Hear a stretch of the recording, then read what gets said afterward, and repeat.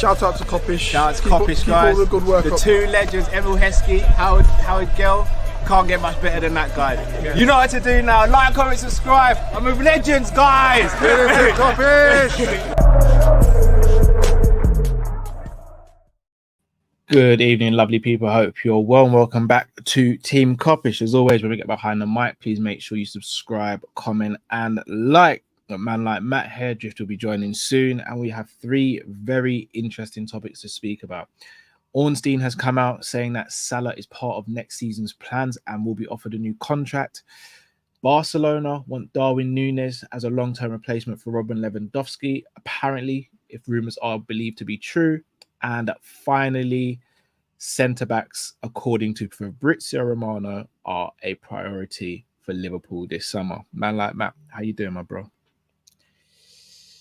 I mean, I'm all right, but as a Liverpool fan, it's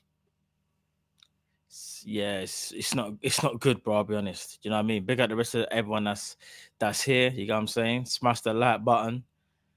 But yeah, bro. Yeah, football kind of just right now it's just in the dirt right now for us anyway. Everything's just stale for us. Yeah, it feels weird, doesn't it? It feels almost anticlimactic from where we were to where we are now, unfortunately. Yeah, like a month ago. Like the way how the narrative and the storylines have all changed is crazy. About a month ago, it was, will Liverpool see Leverkusen in the final of the Europa League? Will Liverpool win the Premier League with Jurgen Klopp's like reign and all that? It's like, bro, it's just all falling apart, bro. Can't even front. But all we can do now is look forward to next season. Don't get me wrong.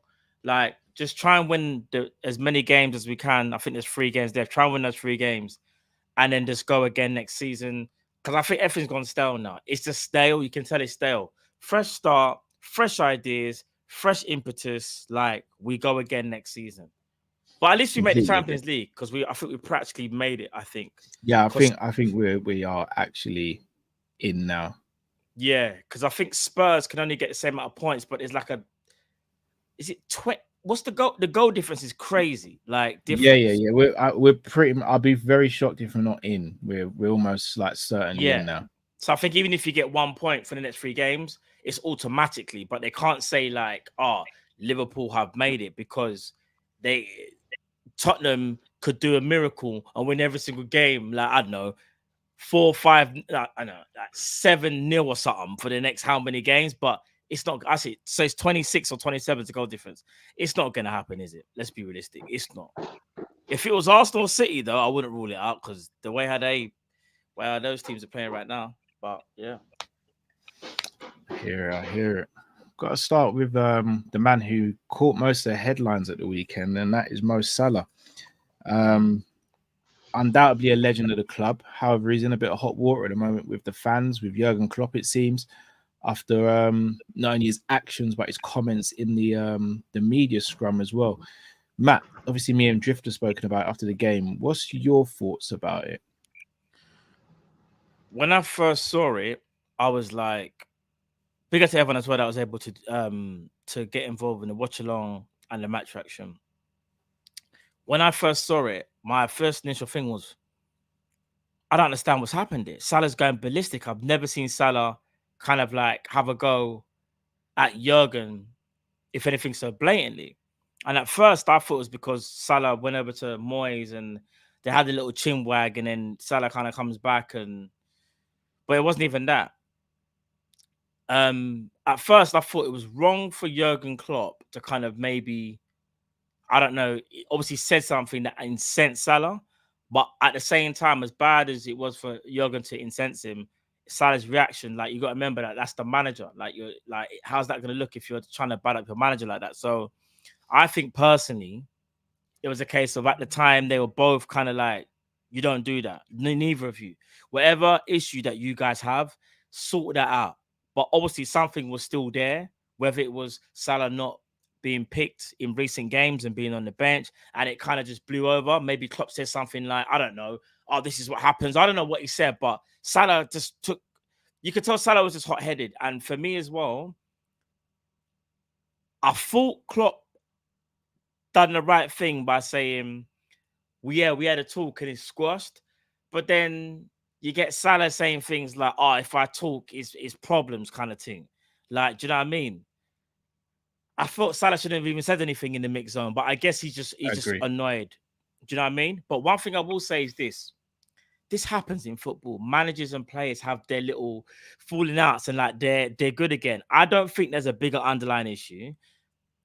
I think people need to remember what Salah said when he found out Klopp was leaving. You could tell he was shocked and how sad he was that Klopp was leaving. They are still brothers.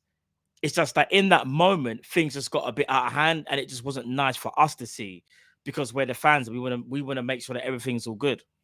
But the problem is, the reality is, Liverpool haven't been doing well. Players haven't been playing well. Managers haven't been doing what they're supposed to be doing. It's all kind of came to a head at the moment. You know what I mean? Like, pause. And like, I think that was for me, just like everything was just there, and everyone kind of, them two just blew up, and that was it. And I think we just moved past that now. And I think what you said as well, like in regards to Salah, we'll get onto it later, but that speaks volumes as well. Drift, I'll come to you next. So Ornstein's come out today saying that it seems that Salah is part of the plans next season and will be offered a new contract. So before I do that, I just want to read out Salah's stats since he's been at Liverpool. So in 17-18, 56 GA in 47 games. 18-19, 37 GA in 50. 19-20, 35 GA in 42. 2021, 34 GA in 47. 21-22, 46 GA in 49. 22-23, 44 GA in 48. And so far this season, 35 GA in 40.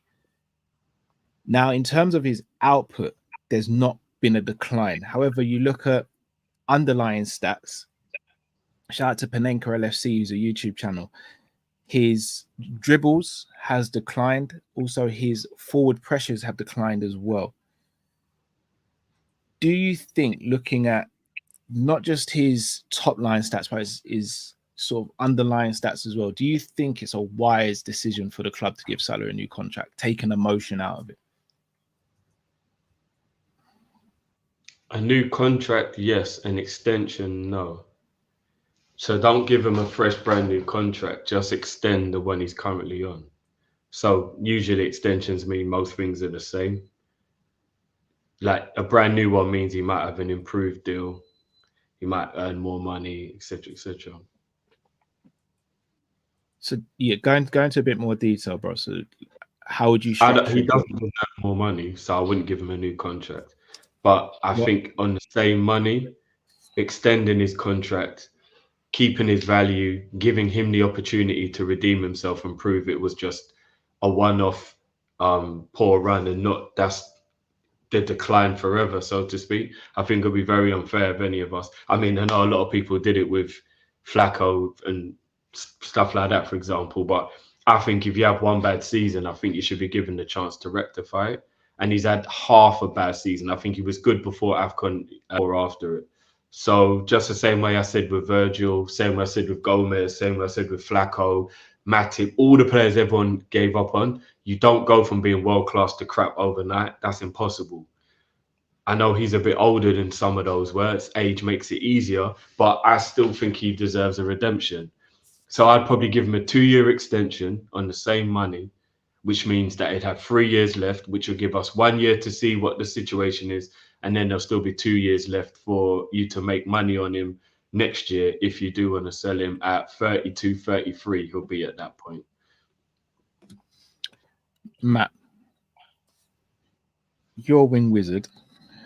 You look at how Salah plays, and he's not playing like a wing wizard at the moment. No, and I'm going to say the same thing about Salah and keep the same energy as what I say about Darwin. GA is all well and good, but if your overall play is actually being a hindrance sometimes to the team, then isn't that a good enough reason to potentially say you're a legend, but might be time to say goodbye? Or do you think he's got so much credit in the bank that he stays regardless? Salah will forever be a Liverpool legend. He's had a real bad, I would say, since he's come back from, because remember he got injured in AFCON, where he got a hamstring injury, and then he came back and he re-injured his hamstring again. Those are the two big significant things that's happened to Mohamed Salah this season. And it's taken him a while probably to recover because he's gotten that bit older. Muscles require a bit more time to recover, yeah? If it wasn't for him at the start of the season, where would we really be? And we're not just talking about GA, we're talking about performances. He's been a talisman. Do I think Mohamed Salah can still offer something for Liverpool? In my opinion, next season, yes. I'll tell you why. I just think the new manager, who will be Slot, will use him probably differently and get him closer to goal. Whether that's him being a false 9, whether it's him being a 10, whatever that is, I think he would try and utilize Salah a little bit differently to what Klopp has done.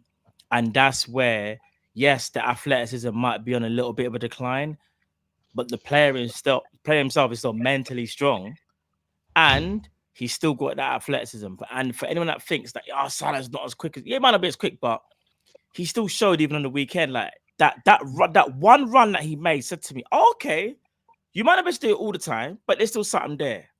And what I'm saying is this: just because a player might lose his athleticism, don't make him crappy, though. Look at Cristiano Ronaldo. It's about trying to remodel your game. But if that can only happen if you've got the right manager. And dare I say it, even though I love Jurgen Klopp, it is his time to go now. Because he's even said, like, and you can see in his face, like, it's his time to go. A new manager with fresh impetus might be able to get a bit better out of Salah's like, last couple of years, if so. And that's why I will say, in my opinion, you got to give him that extension. Even if it's a 1 year, because his deal runs out in 2025, yeah, of the summer. Extend it till 2026, yeah.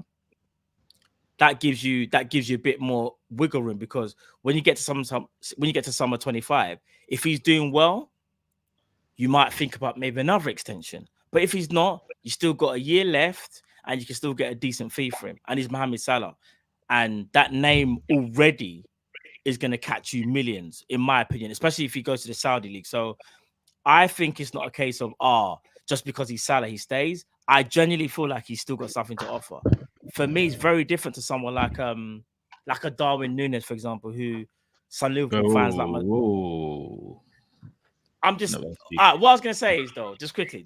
I won't spoil anything. All I'm saying is he's at a part in his career where, for me, I'm never going to doubt the quality. Yeah, there's a bit of a decline. You can see a bit of a decline. But that's because he's trying to do the wing wizard thing, touchline. When he stepped onto the pitch, what was he doing, Cal? Chalk on the boots, touchline. I don't think Slot's going to want him to do that, bro. I think Slot will say to him, 4-2-3-1, brother. Let's play the 10. You play the 10. I'm going to go and buy Kudus. I'm going to go and buy whoever to go do the touchline thing. One-on-ones, Salah, you're basically the second striker. Get close to the goal as possible. You're playing off the striker, whoever that striker is. That's what I think, bro. I think you have to do that to get the best out of Salah. Because, yes, he can still do the right wing. I'm not saying Salah can't play right wing, bro. But we just can't have Salah doing touchline and he's got to get past two people and then try and bend it in the far corner. We don't need to do that anymore. And if his finishing starts to decline, that's when I'll say, okay, you sell him in the summer of 2025. But remember, you're going to give him the extension this year to go to 2026. So you've given yourself a year to kind of figure that out while you see what he can produce in this next season, bro.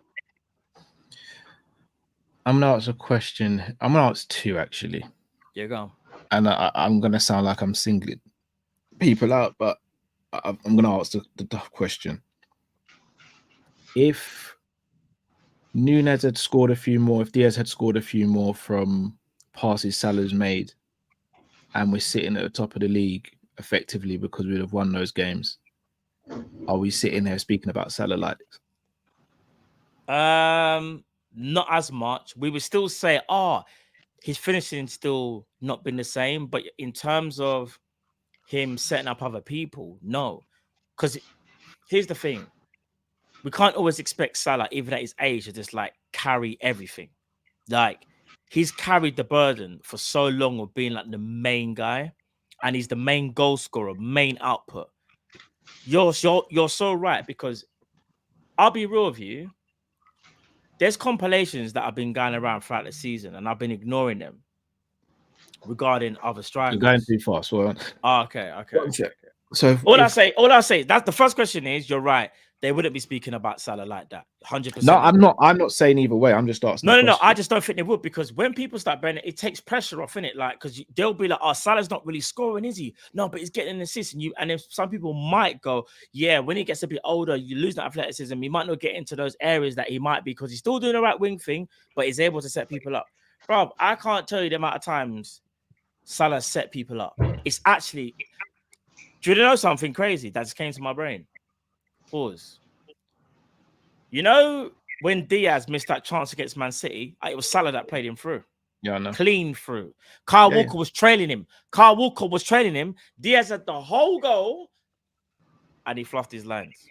Also, when Trent missed a chance against Arsenal when he hit the Arsenal, post, yep, that Salah was again. as well.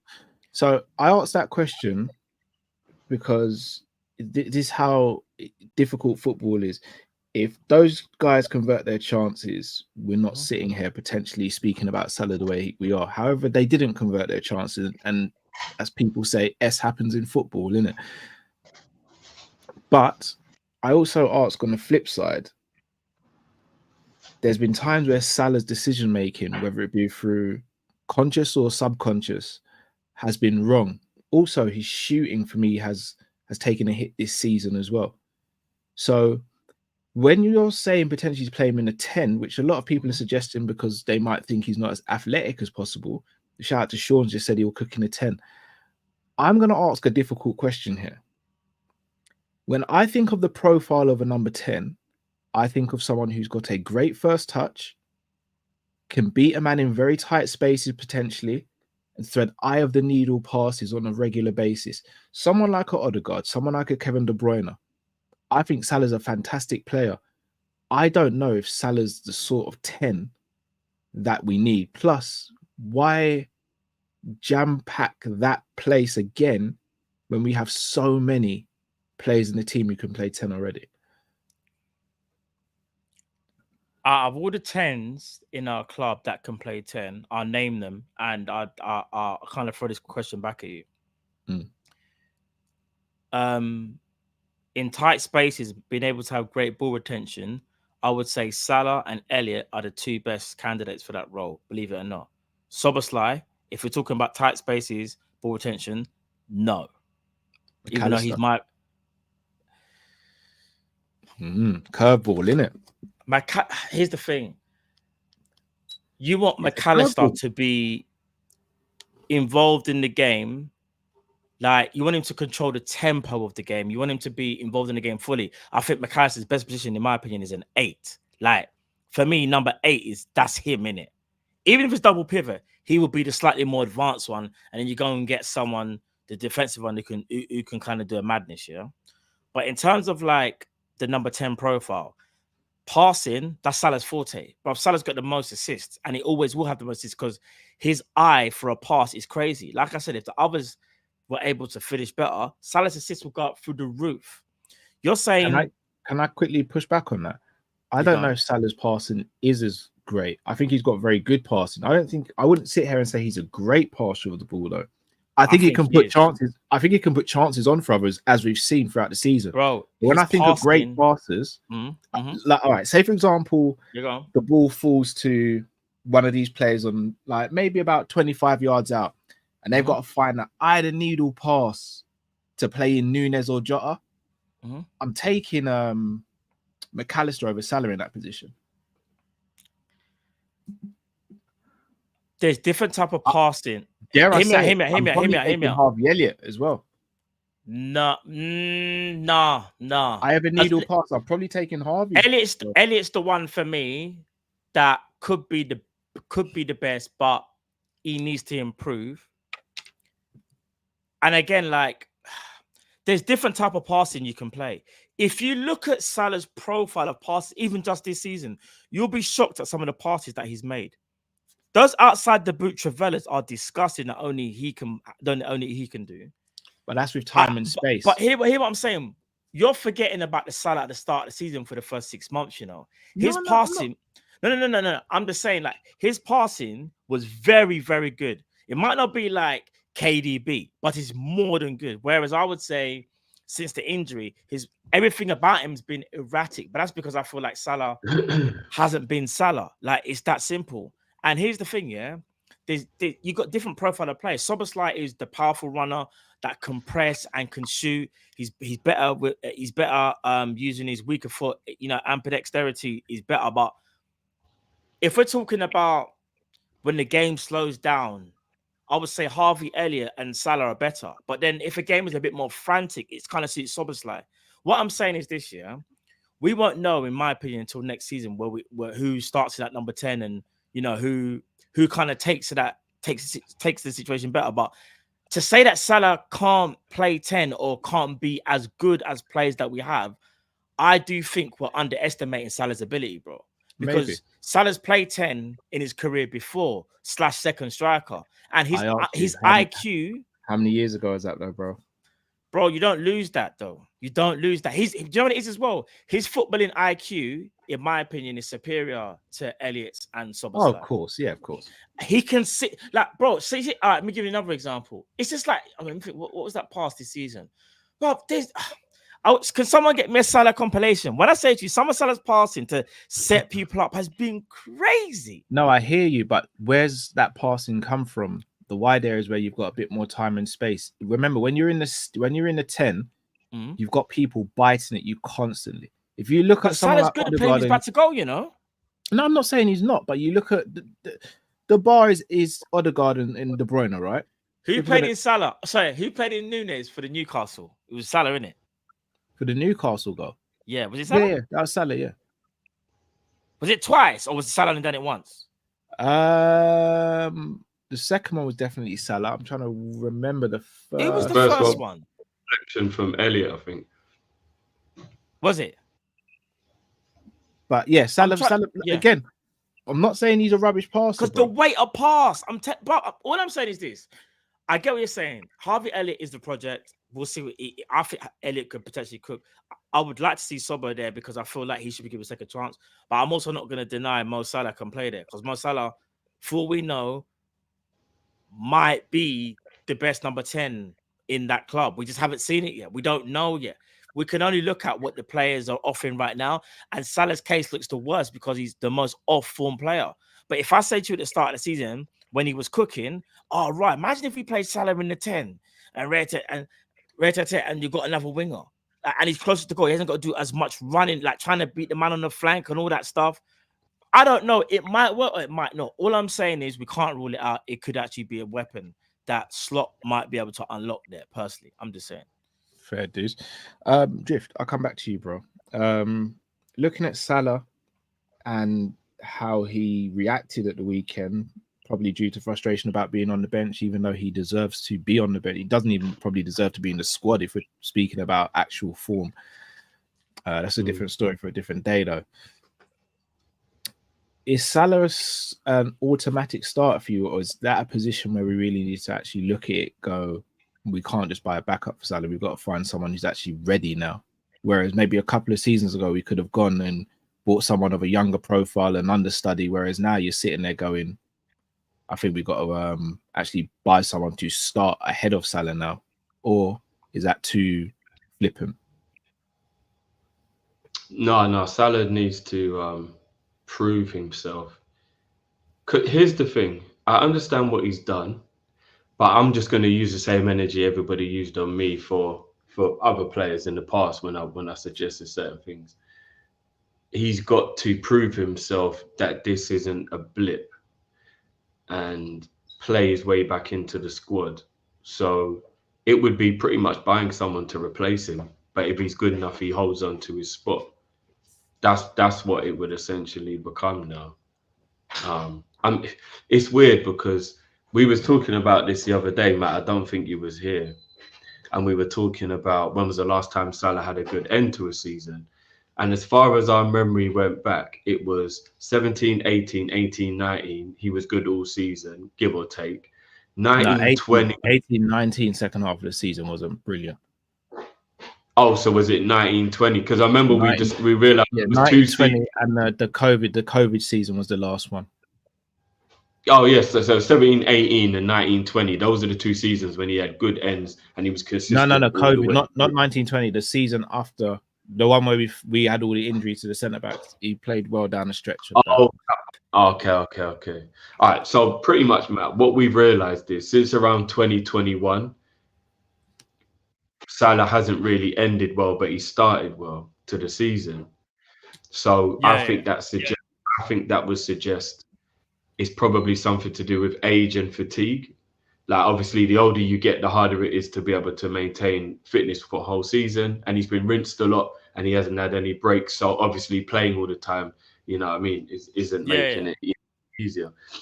So that's about 3 seasons now where he hasn't really ended the season well, especially when we're chasing the quad. We got to be honest, as much of a legend as he is, he's kind of one of the reasons we didn't get over the line because his form dropped. Whoa. No, I think so, because I think there's 1 or 2 games when if he'd have been playing up to a standard, quad chasing season, won the game for quad chasing season. But in the towards the end of the season, I think we only drew like 1 game to Spurs. No, we had a bit of a we had a blip. We had a blip Anyway, the point I'm making is if Salah's fully on fit and form and firing, then probably we elevate anyway. That's the point I'm making, is we're a much better team if he's playing better because he's one of our main talisman, right? So if there's 3 years in a row where his form has dropped towards the end, it's a worrying consistency that like, oh, how comes like he keeps running out of energy every time we get into the back end of every season? So that would probably be more what I would be worried about. Like, is it a trend now of like he's just getting to an age and he's been rinsed that it'll give you a good first half of a season, but he can't give you a good second half of a season? You count in this year when you say 3 years, or so from 21, 22, 22, 23, 23, 24, you could arguably say his form wasn't anywhere near as good as it. Because what you got to remember, Cal, is even if we did go on a good run, everybody was saying when they came back from AFCON, which was the year we're chasing the quad, right? Yeah. Mane came back and you could tell he was a man who won a tournament. Salah came back and he was a man you could tell lost a tournament. He didn't regain his form at all, really, Salah, after that AFCON. But He was below par. But I wouldn't say he was poor though, Drift. Like, I kind of think he was. If you look back on it in hindsight, he kind of was poor, bro, because he was player of the season before he went AFCON. He was lighting the league up. And if you look at the drop off in his form, it was like a cliff, bro. Hold that there though, Drift. Are we being unfair then? Because if he's absolutely just destroying the league for the first half, should it be on him to do it for the second half as well? Should the other players not? I mean, that's what team sport is, right? That season Mane did. So no, you're right. Shouldn't it be like that every season? Though? You talking about Mane's last season? Mane's last season. I would say Mane wasn't as strong in his first half. In the first half of the season, Mane was. Yeah, they swapped around. Mane was kind of poor in the which I think is fair, because remember when Diaz came in as well, and it gave Mane like that extra bit impetus to kind of push on, and then we remember Mane got moved into the 9, if I'm not mistaken. Yeah. Especially like, so I would say, I know what you're saying. Basically, I know what Drift is saying. Point is, I'm not even saying, go on, bro. Yeah, go on. This is your thing. Yeah, go on. I'm not saying this to have a go at Salah. We're just having a conversation, right? And what I'm trying to say is, if Salah came back from AFCON the way Mane did, the way he was playing before he went to AFCON, I think we win the league, because that form would look like, even as good as we were. Just imagine if you've got Salah playing the way he should be, on top of how well. Hold that there again. I'm not blaming him. I'm saying it became. But again, just to play devil's advocate though, if I'm not mistaken, we drew more games in the first half of the season than we did in the second half of the season. So is there no argument to say if other players stepped up in the first half of the season, they could have built up a lead considering the form Salah was in, which would have made the second half easier? Of course, yeah. You could use it both ways, 100%. But I'm just making the point of it's a little disappointing that for 2 or 3 years in a row now, our talisman hasn't been able to play to the level we need him to, for whatever the reason is. We're not laying blame. We're just saying for whatever the reason is. And it's kind of, well, that's the business end. And that is everybody. That's crunch time. That is the part where you're in and amongst it all. That is the bit where you do kind of, do you get what I mean? Need to click into gear, so to speak. It's the reason why we haven't won the league this season, because we've had a poor second half of the season when it counts. We can't have Salah doing that every season because it seems to be like, wow, that's 3 years in a row now that's happened. Like, is it something that is a concern then? Because 3 years in a row becomes a bit of a pattern rather than, I don't know. do you get what I mean? But here's the thing, Matt. When you look at the statistics, it's always going to say otherwise. But we always say on this channel, you have to look at both. And the eye test, Salah hasn't performed well at the end of the season. It's not a thing of like, but what about him? He scored this many goals and he's done it. No, we've watched it and we know that he's not anywhere near as good as he can play. He's fallen. I'd say this is the first time he's been poor as opposed to the others. I don't think he was world class in terms of form closing out those seasons, but this is the first one I'd go, he's actually been poor in the end of this season. I think the other one, the one when was chasing the quad. He genuinely wasn't poor. That closed the season. He wasn't as good as the first half. The season. The first half was a 10, remember? So the second half of the season was maybe a 7. So yeah, the drops would have looked kind of mad. It was at least a 5, at most a 5, bro. Totally. Let me find. It was something that I saw actually. That was more. Let me see if I can find this. Bro, he wasn't playing at all. Because if he'd have continued even as a 7, Cal, he would have still been with a shout for the player of the season. For him to have had a 10 the first half and then to still have a consistent 7, he would have still been in the contention for the player of the year, bro. But he fell off so badly, everybody even forgot how well he played the first half of the season. That was how poor he was. But anyway, the point, we definitely need to buy somebody who could take his place potentially. It can't be a backup, and then we just got to hope that Salah gets better, and then what if he does continue to have poor ends to the season, we're going to need a cover player so that we can keep playing well. All right, so I'm going to ask a question, and I think I know what the answer is going to be from one of you, and I think I know what the answer is going to be majority of the chat. And I'm going to push back on our answer because I think, well, in fact, I'll explain why. If you could sign one player realistically to come in and play ahead of Salah or compete with Salah, who would it be, Drift? I'll start with you.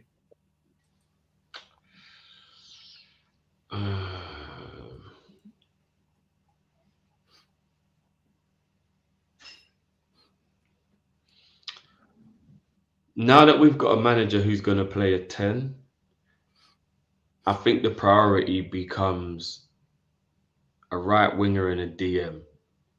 No, forget DM. Just the winger you want. Oh, only a winger? Yeah, just the winger you'd want. Look how Rose has spelt Crabber's name. I haven't even... What? How Rose has spelt Crabber's name. Drifty, while you're thinking, yeah, go on, Matt. If you've got a name, Matt. I was gonna say, while just thinking, Carl, which season was this from? Because I've got a very, very telling graphic that kind of Drift was alluding to. What year was this? That would have been 18-19, I believe. It is. You can tell by the training kit. No, I remember that season because Mane went on a tear towards the end of that season. I guess that's just kind of alluding to, innit? Mane, if I'm not mistaken, in 10 games or something like that, was either the person who scored the first in the game or scored an equalizer. Yeah, I'm trying to find that stat. There's a stat, yeah. In 18-19, Mane was our player of the year. Yeah. Whoa, Virgil was. Whoa. Virgil was. Here's the thing. No. In a lot of people's eyes, it was Virgil, but I'm sure the club actually voted Mane. Mane actually won the vote. Mane got joint top goal scorer over Aubameyang and Salah. But Virgil. Virgil won PFA that season. Yeah, bro. No, you're thinking of Sadio Mane was like third or something in Ballon d'Or in when we're chasing the quad drift. No, 19-20 was the season, Drift. When Mane won the Liverpool player of the season. All right, Cal, I found the graphic, bro. I found it. Get ready for it. Yeah, I know it. Get ready for it.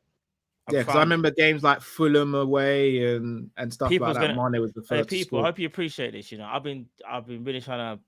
Wow, this graphic is actually insane. Yeah, there it is.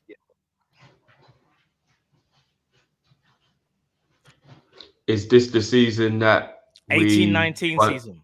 Won a This is the year Champions we won League. the league. Yeah.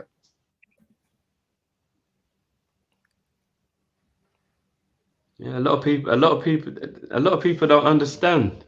A lot of people don't understand.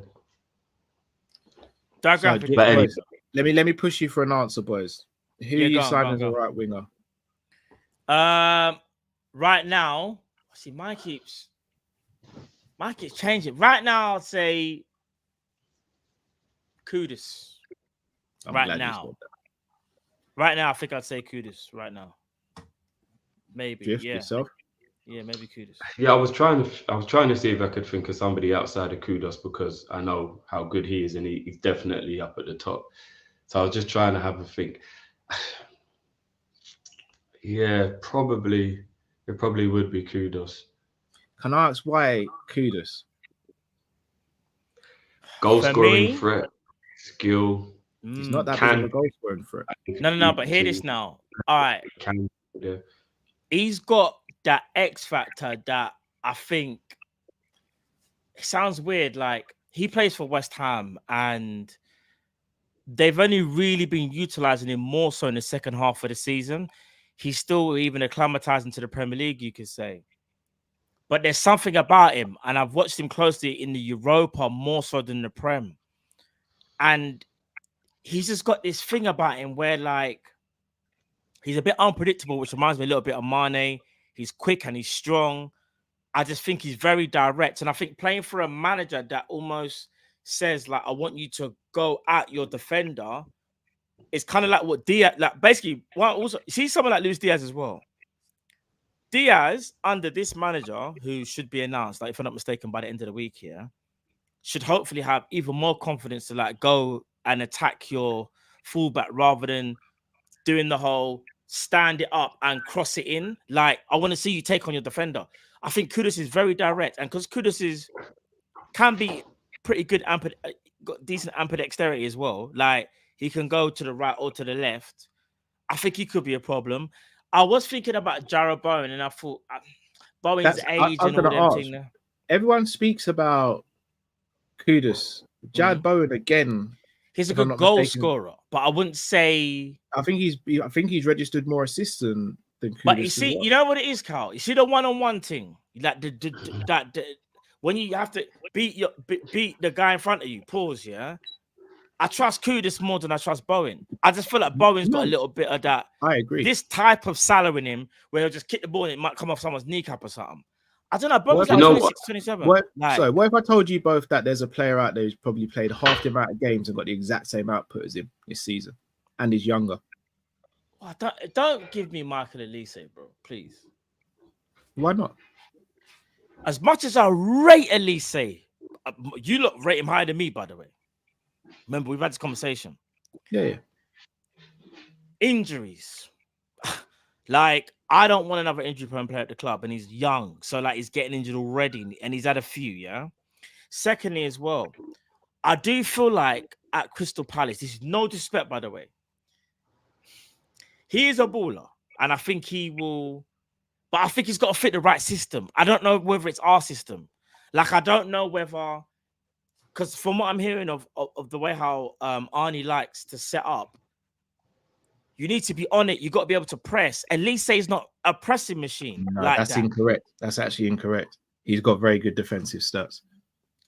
Well, I'm not surprised, Bob. He plays for Palace, if I'm being honest. But what I'm saying is for Liverpool. Yeah, go on. I think it's disingenuous. I think it's disingenuous to say he doesn't press because he does. He genuinely does press. You think he presses? Okay, he presses. He runs back and he tackles. He actually does. The one thing I will absolutely give you is the injuries. The injuries could be a worry, but however, I'm quite fortunate. I live next to a Crystal Palace fan who knows quite a lot about the club. He's actually been rushed back from injury a couple of times, him and Eze, which is why they both relapsed from their previous injuries. You'd like to think, as a touch wood, you'd like to think that wouldn't happen at a club like Liverpool with Eze? new medicals and doctors. Sorry, not Eze. You know, it's about Elise, yeah. I'm not trying to do the whole because I can't really in terms of like what I thought of him before. He's good. I've always said he's technically good, but his output, right? And his output has shot up immensely this season, but it kind of came like in a burst, though. Like, but maybe that's because of the injuries. What it is like for us to get a Michael Elise that doesn't really get injured and to like be consistent like throughout a season. I haven't seen that, and maybe that's a bit unfair because he plays for Palace, but then I've seen that with Zaha, but I guess Zaha has been in longer, so there was like a larger sample size. But I don't know. It's like who fits the system better, who's more dynamic. I think at least it's a bit more technically gifted, in my opinion. In terms of also, I say looks after the ball a bit better than Kudus. Who looks after the ball, shall I say, better? But I think Kudus is a bit more like of a savage, where like he could just get past two people and clap it. Whereas I think Elise, not saying he can't, he can weave through people, but I don't know if he's got that. But then again, Elise stepped up. I don't know, bro. I don't know. I'm gonna read you some stats from both. I don't know, man. Like, I like Elise, but I don't think he's reliable though. That's if I'm being real. Is he reliable? Kudus in this season in the Prem, 30 matches, 7 goals, 5 assists. Last season for Ajax, he played 30 games, 11 goals, 3 assists. The season before that, 16 games, 1 goal, 1 assist. And the season before that, 4 goals, 3 assists. Elise stats for Palace this season in 16 games, 7 goals, 4 assists. Last season, 37 games, 2 goals, 11 assists. The season before that, 26 games, 2 goals, 5 assists. And his last season at Reading, 44 games, 7 goals, and 12 assists. So they're kind of the same. I'm just saying, one's playing at Ajax, who was the dominant team in the league pretty much while he was there, and now West Ham, which is a better team than Crystal Palace. I was playing at Crystal Palace, where if it's not him and Eze turning up, then they got to rely on Mateta. You can't. Do you know why you can't do that? It's a bit unfair. You can always be the big fish in the small pond, though. Absolutely. Right. Look at Solanke. If I'm not mistaken, there's not another Bournemouth playing double figures other than Solanke's the only Bournemouth player. So, like, I get what you're saying, but for Zaha, in my opinion, done more than what Elise would ever do at Palace. Zaha had to do the creating, he had to score, the assisting, he had to do the one-on-one take-ons, he had to do everything. Do you guys want to say? I'd argue Elise has had to pretty much do the same as well. Not the same as Zaha. Any Palace fan will tell you, bro, Zaha, remember when Zaha was there, Elise's got Eze with him. Zaha only got that for the last year or two. That's very true. Do you remember who Zaha used to play with? The only time Zaha really had a partner was Balassi, when Balassi decided to turn into Ronaldinho. And look, Balassi, bless him, he got injured. If it wasn't for the he got sold to Everton, but bro, Zaha done more. I have to be real. Zaha done way more than Michael Elise. I'm gonna read out someone else's stats. You go. This season, 32 games, 16 goals, 6 assists. That's boring. Last season, 38 games, 6 goals, 5 assists. Season before that, 36 games, 12 goals, 10 assists. Season before that, 38 games, 8 goals, 5 assists.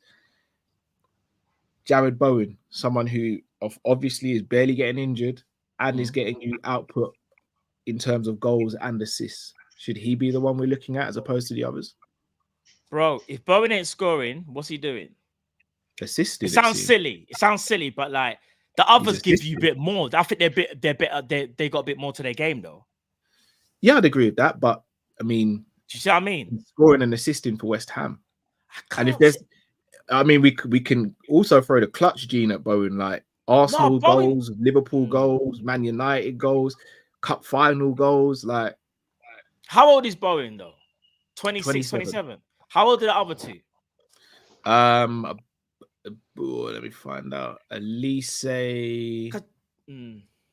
is 22. Yeah. And Kudus like 23, 24. Kudus 24 is 23. So that's what I'm saying. Like Bowen's a good. I was just Bowen again? 26, 27. 27. Bowen's like 4 years older than them, man. There. No, agreed. However, 4 years ago, which would have been the 2021 season, he was still getting 8 goals and 5 assists, which is pretty much what those guys are sitting on at the moment. Drift. I'll let you flipping handle this one. Pause, because I can't. I'm just Bro, throwing names out there I'm because not disrespecting what Cal's saying, but it sounds weird. I don't know why. you feel underwhelmed. You feel underwhelmed. Yeah, but it's not even that. I just feel like, in a weird way, I feel like that's when we start to do the whole it's just about GA. Just about GA. In a weird way. Don't get me wrong, I'm not taking away nothing from Gerard Brown because he's a very, very good player. I just don't know whether he's that guy for Liverpool. Like, I don't know. I feel like if Bowen don't score, he's a bit like this type of version of Salah, a little bit. Like, I don't know. I could be wrong, but what are you saying, Drift, about the Bowen thing? It'd be underwhelming, innit?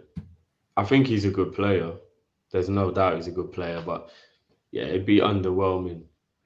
I mean, even I'm trying hard to find a fuck to give, which is why I'm just so, like, someone asked me today, big up to the guys, like, are you filming today? And I was like, unfortunately, because like the energy's just gone now. But Bowen would just feel a little bit underwhelming. I think Eze is somebody else. Like, when got on the whole Elise thing, I was waiting for a moment to think, but Eze, maybe over Kudus as well. I think Eze is brilliant. I think under the right Eze not a winger though. No, he can play either side. You know what? He can play 10 though. He can play the 10. He can play the 10. Eze's good with both feet. I think because I remember when people told me Diaz can't play right wing. I know he doesn't play as good as left, but he can. Like, you can mold somebody. Eze not a winger though, Drew. He's a 10 though. No, he can play wing. He plays wing for Palace. He plays left wing for Palace a lot. He can play wing. I'll be real. If we got Eze, I reckon Slot plays him in the 10, and I think he cooks. Like, I genuinely think he cooks. I think he'll be the best. Well, that's the only role we don't really need anyone, because we've got 2 or 3 players who can already play there. So yeah. We got Elliott, we got Salah, we got Soboslai, we got Gravenberch, we got McAllister. We got players who could play 10. We don't need to buy another 10. That's the one place where we don't need to strengthen. But yeah, the Bowen thing would just be underwhelming. And we've got to try and shop at a bigger level. And that's not being disrespectful to Bowen, but like, surely Liverpool, we're going to continue to be a good team without Klopp. The best way is for us to invest in top talent.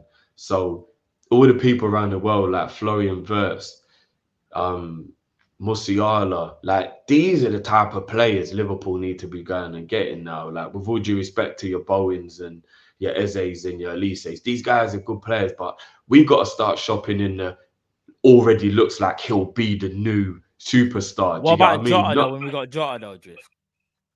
No, but when we had Jota, we had the luxury of having Salah, Bobby and Mane, who were cooking and were in their primes. So it was like, if Jota adds, brilliant. If not, what a great squad player. And then he forced his way in because he was so good. Now we're in a situation where we're like, now we got to buy the first teamer and he's got to come and bang immediately. But it's not a squad thing. Yeah, he's got to come in and bang immediately, bro. You see, who's out there though, bro? I'll be real. But like I said, Musiala and Wirtz, this type of level, like, if we go through the young great players in the world. If we're talking about right wingers, there must be some wingers that are in the conversation for all of these. Do you know who I think is a good right winger who's up and coming, but he's not at a level where, like, you could say he's certified, but I can see the talent. And I said it last season, Johan Bakayoko from PSV. I think he's a talent. But how far he goes, I don't know. That's another thing as well. Because it's like, it's hard to kind of like say, like, when someone's got talent, about how far they were going, what the type of player they're going to be. But I think he's a player. I do think he is. Johan Bakayoko. But I don't know, man. I don't know. I think me personally, I think Kudus is a bad man. I think if we would have signed Kudus from Ajax as Salah's understudy, I think a lot of us would have been happy, and you would have seen his trajectory kind of, do you know what I mean? Like, really improve. And just going back to what I said about Jota, the reason why I said that is because there were people like myself that were like, okay, I get we're trying to get another forward in. But if you look at Diogo Jota and what he done in the championship, you go, okay, cool. And at Wolves, you go, okay, cool. But you wouldn't necessarily go, but he's going to be the guy to turn into nearly a he's a world-class finisher, but he had the potential to be a world-class player. I didn't see that. And I maybe I'm wrong for speaking for a lot of the fan base, but I think when we signed him, people were happy. But I don't know if people would have been happy maybe if they would have got other forwards that are maybe at a better level than Jota at that time. Do you get what I'm trying to say? Because he wasn't even the main guy. He was meant playing as a second striker of my man who got badly injured, Raul Jimenez. Do you know what I mean? So, and I remember Jeff used to speak highly of Jimenez. You were like, you'll take him as Liverpool when he was cooking at Wolves. Do you get what I'm trying to say? So, I don't know. Before the heading, Jimenez was a beast. Before that heading, there's players there, bro. Like that you might be surprised. I remember you and Conroy talking about Jimenez a lot. Big up Conroy. I'm telling you, if we'd have got Jimenez the summer before he had that injury, he would have been a brilliant addition to our team. I'm telling you, man. Trust me, he was a bad boy. Right. But well, time remains to be seen. I'm going to hit up some of these supers, guys, before we move on to the next topic. Shout out to Any who says, big up you, man. Caught Drift doing his weekly afternoon shop just before he goes on sabbatical. Big up Any. Oh, yeah, big up. Yeah, big up. I just have to say, unfortunately, we are, bro. Like, I've got the energy levels are just so low right now, man. But no, big up. Big up to someone called Adrian, who I bumped into on my lunch break today as well. I think everyone in the Liverpool community is feeling the same at the moment. Joel says, every time we are in the decision phase, the Salah disappears. It's simple. Thank you for your services and self. Bit harsh, Joel. Bit harsh, in my opinion. That is a bit harsh, still. Michael says, hey, guys, I know you're going to hate me for this, but I'm rooting for City to win the Premier League over Arsenal. Also, Matt, it's over for the Sixers. I understand why people will be rooting for Man City. Yeah, I understand. Do you know what? I get it. It's the lesser of two evils. That's why. Shall I be honest with you? Realistically, though, we should actually be rooting for Arsenal, given that we know like the background of Manchester City. We should be rooting for Arsenal, but you're actually right. No, Cal, wash your mouth out. No. He's actually chatting facts, though. I said we should be Drift. We should be. No, because of what we know, what our team represents. But now he's going to tell you why we're not doing that. Oh, I think everyone knows why, because of the fans. The fans are just Arteta. Do you know what? Arrogant as anything. This is how much you know it's so different when it's you in the race or not. So if Liverpool was in the race with City, I would have absolutely known yesterday. There wasn't a doubt that they were going to drop points. Not even a crumb of doubt they were going to drop points.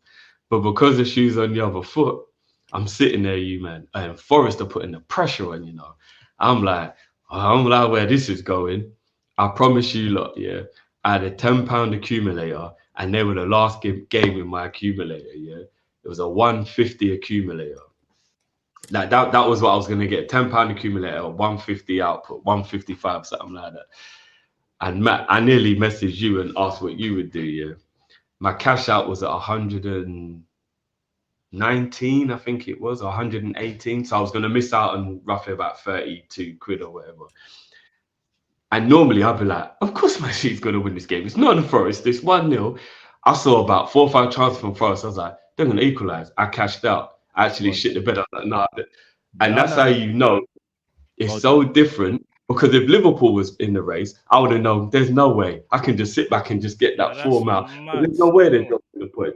But when you're not in it and the team that they're in it with, you don't want them to win it. It's like you start to those like, I don't know if you lot watched it. Forest should have scored about 3 or 4 times. I didn't even watch their game. I just knew City were going to win. I actually didn't watch the game. Yo, you see the miss from Chris Woods, the ball got pulled across, He was about 4 yards out and he missed. No, he didn't even make contact with it. He's about 4 yards out. Now, for a fact, that's supposed to go in because it's City. But when you're sitting there, you're wanting City to win the game, it's like, nah. Someone said Chris Wood got paid, bro. Matt, if you go and watch it, it will look like he got paid. I'm going to watch the highlights. In fact, I'm not even going to lie. It looked like he got paid. But City is with the live yesterday. Because I'll be a highlight thing. Michael says, so the Premier League passed a spending cap for 25-26. 3 teams rejected it, being City, United, and Villa. What do you guys make of it? I understand why those 3 teams rejected it. Shout out to Lakers, because I wanted to speak to someone who kind of gets it. If I'm not mistaken, you can spend up to 5 times the amount of revenue that the lowest team makes. So yeah, this season that would have been 450 mil. So yes. So the only problem is though, this is what I think. I don't know, like, because teams will probably find a loophole. They will.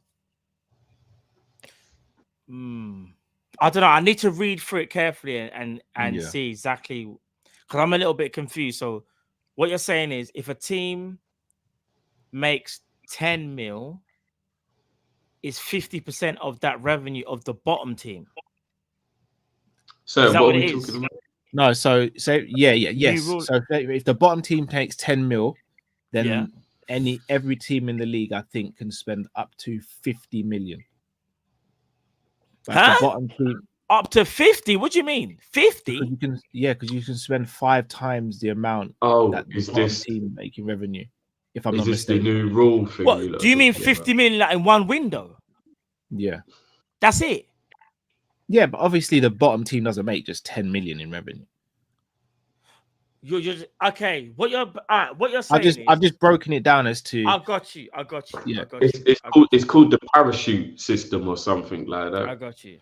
I don't think that's going to get implemented, Cal. I don't think that's getting implemented. I think it's already there, to be honest. Because that would kind of suit our system. No, the rule that's coming in, Cal, is the one that says you can spend up to 80% of your revenue on players.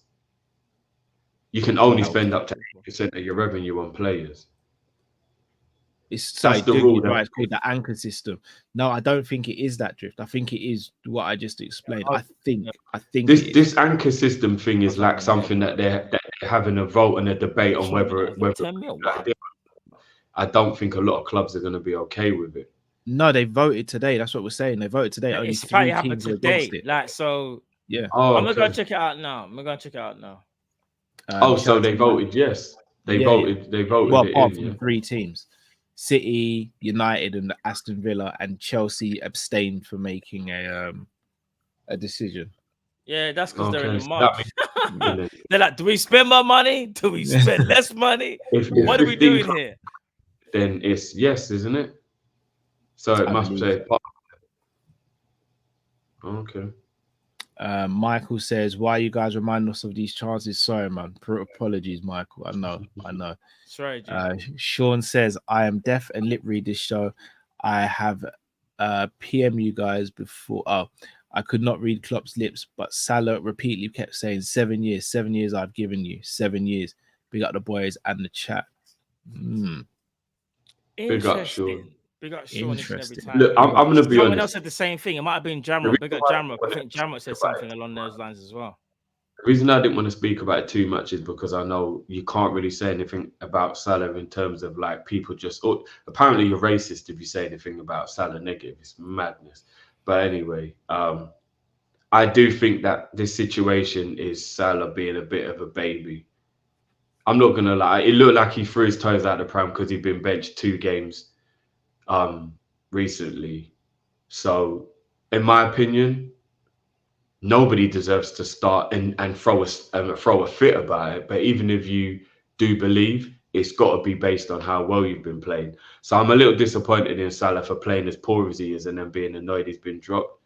Like, if you're playing poor, then you should be dropped. It's just how it goes. I think Klopp gave Salah ample chances to regain form, him and Nunez, which is why we got so frustrated that both of them continued to be played during their poor form. He got plenty chances to turn his form around. So I don't really like the fact that he wouldn't give Klopp a hug and he's all throwing a strop because he's on the bench. But once again, though, is it not unfair to just put it on Salah when one, we don't know what Klopp said, and 2, I stand by it. Klopp spoilt these lot. He spoilt them. No, but it doesn't matter whether you've been spoiled. No, it as does, an Drew. adult, still within course. no, because an adult still has to take responsibility. Even if you are spoiled, No, but your that's what I'm job saying. is It's not but act it still works both ways. That's what I'm saying. It can't all be Salah when Klopp's been spoiling. I never And said it's all Salah, but in yeah, this no, that's scenario, what I'm Salah's saying. more at fault if it's true what we've been But we saying. don't know what Klopp said. Like that's the thing. We actually But don't it know what doesn't Klopp matter said. what he said. It wouldn't have been like, oh, go F yourself or something like that. Do you know what I mean? Like it would have just been some form of authoritative fit words. And Salah, as the player's got to accept the No, but that's manager's what the I'm one saying. who's allowed to. We can't assume. That's what I'm saying. If we can't say it's some sort of authoritative words, we don't know. We genuinely don't know. Yeah, I know we don't know. This is all assumptions, but I think you can just tell even just being sensible and using common sense, and you look at the body language, you think to yourself, well, Klopp's not got the body language of someone who's like going in on man or something like that. Like he's even smiling, so it's a bit like, why would he have like a calm demeanor and be like saying something mad rude? Even that doesn't add up. But of course, this is all No, speculative. that can happen. Bro, there's been plenty of times people have like been very been like, yeah, you're a dickhead. Like, like Yeah, but people we don't know have. they're not talking to each other like that. No, I'm Come not on, we saying that, know but they're not talking no, to but each I'm other not like saying. that. Bro, just because Klopp seems calm doesn't mean he couldn't have said something mad as well, bro. And you do realize that the part that we saw of like when Klopp was saying something to him, when you see the footage from before, he goes to give Salah the spud and the hug to say like, come on, and Salah ignores him. And then he actually has to take after him and ask him why he's done that. And Salah just gives him like a lazy thing. And he's like, all right. And then he turns around and he gives Nunez and Thingy a hug. And then that was before they scored. Do you know what? This Yeah. one's gonna. This one So I'm actually just, it's all hurts my heart, speculation. bro. But it definitely looks like Salah's the one who's I'm gonna show who's you, man. caught an Hold action. on. I'm gonna get It is what it this is. another some footage of that thing, and you lot make of this what you will. Carry on talking. Give me that 2 minutes. I'm just getting the video now. Give me 2 minutes. I just think common sense. Salah was in a mood because he didn't Bro, play. when you see this video, I actually feel like it's when I say horrible, it's more like imagine. And then like, to throw in his face, I'll give you 7 years if Sean is right, and that's what he could lip read. I gave you 7 years. no, Salah's hurt. You 7 years. Klopp is hurt by from in fact, you know what? Let me not say nothing. I'll just play. I'm gonna get the video. Yo, what's good says I don't want to see Salah in congested areas centrally with less time on the ball. As support striker, yes, Elliott's passing range is better and more suited, and Kudos right wing holding width in ISOs is a big no. In isolation, is a no for me. I hear that. I hear what you're saying. I hear what they're saying. Doogie says rotate mode properly through the out. I might miss you showing what you're going to show if I'm gone for 30 seconds. No. I'll wait for you to get back, bro. Calm. Doogie says rotate mode properly throughout the year to prevent fatigue. Yeah, that should have been happening since 2018, to be fair. Yo, what's good says Kudos is not an isolation player, which is what slots wingers typically are. That's very true. Kudos a ball carrier like Diaz. He's not an ISO player, nor does he hold width on the right wing. Yeah, that's very true. W Samuel says it'll be foolish to tie a new manager's hands with a player that he can't bench or sub. We all saw that how that movie ended with United and Ronaldo. True. H says so Boz, Gakpo, Elise, and Trent on one team. Better soft defensive concentration. Cannot have more than 2 to 3 softies on one team. We are struggling as it is. That's a soft. We're going to speak about this later, but since I'll honor the super chat, Alexandra says, did you guys see Ngannou's tweet? His 18-month-old passed away. Yeah. What? Yeah, and Ngannou unfortunately lost his 18-month-old son. I'm not sure what the circumstances are around it, but he has unfortunately lost his son. What? So I know. Prayers and thoughts to Ngannou, his family, relatives. Devastating news. Bro. Absolutely devastating news. Yeah, horrible news. Shout out to Ilyas. Yo, what's good says Cal is obsessed with GA. Slot goals mainly come from the striker. I'm probably the least obsessed with GA person you'll probably come across, to be honest. The wingers are mainly used for isolation, threat, and chance creation. Kubo's the one. Hell no to Kudus. I'm certain Slot uses 4-3-3 eventually, by the way. Kubo's another one. The only reason I didn't mention Kubo is because I know he signed a new contract, and I think the contract's rumored to be 8 years. So, I mean, I don't know Kubo's how. on the mat here. And he just signed the contract in January, if I'm not mistaken. Oh, bro, I just seeing Ghana's tweet, man. Yeah, it's heartbreaking, isn't it? Should I read it or not read it? Nah. Yeah, let me know. Foot LFC says, I'm on this City wave. Arsenal fans are hella annoying. I hear it. Hate says, where's it been gone in his family? Oh, let me just read this first. That's horrible, man. I'd sit on Wolverine's pinky before I root for Arsenal. Nah, that's actually crazy. Vagabond says, list of potential Salah replacements: Marcus Edwards, Mamadou Sonko, Kubo, Leroy Sane, Diao, Mateus Sul, Rafinha, Johan Bakayoko, Daniel Marlins, and no for me. No, could change with the arrival of Slot. Yeah, and that's another. I think it was Michael who said it, that the new winger in Slot system is not necessarily the goal scorer; it's the striker in the 10. The wingers are there to create. So that's another interesting situation. Which is absolutely perfect for Diaz, and then we buy another one like creative because we've got all the 10. No, because I said the injury worries, Carl. It'd just be the injuries, man. Yeah, man. I've got this view of the Salah exchange thing. Bro, when you ready, yeah? Yeah. All right, let's do it. No sound.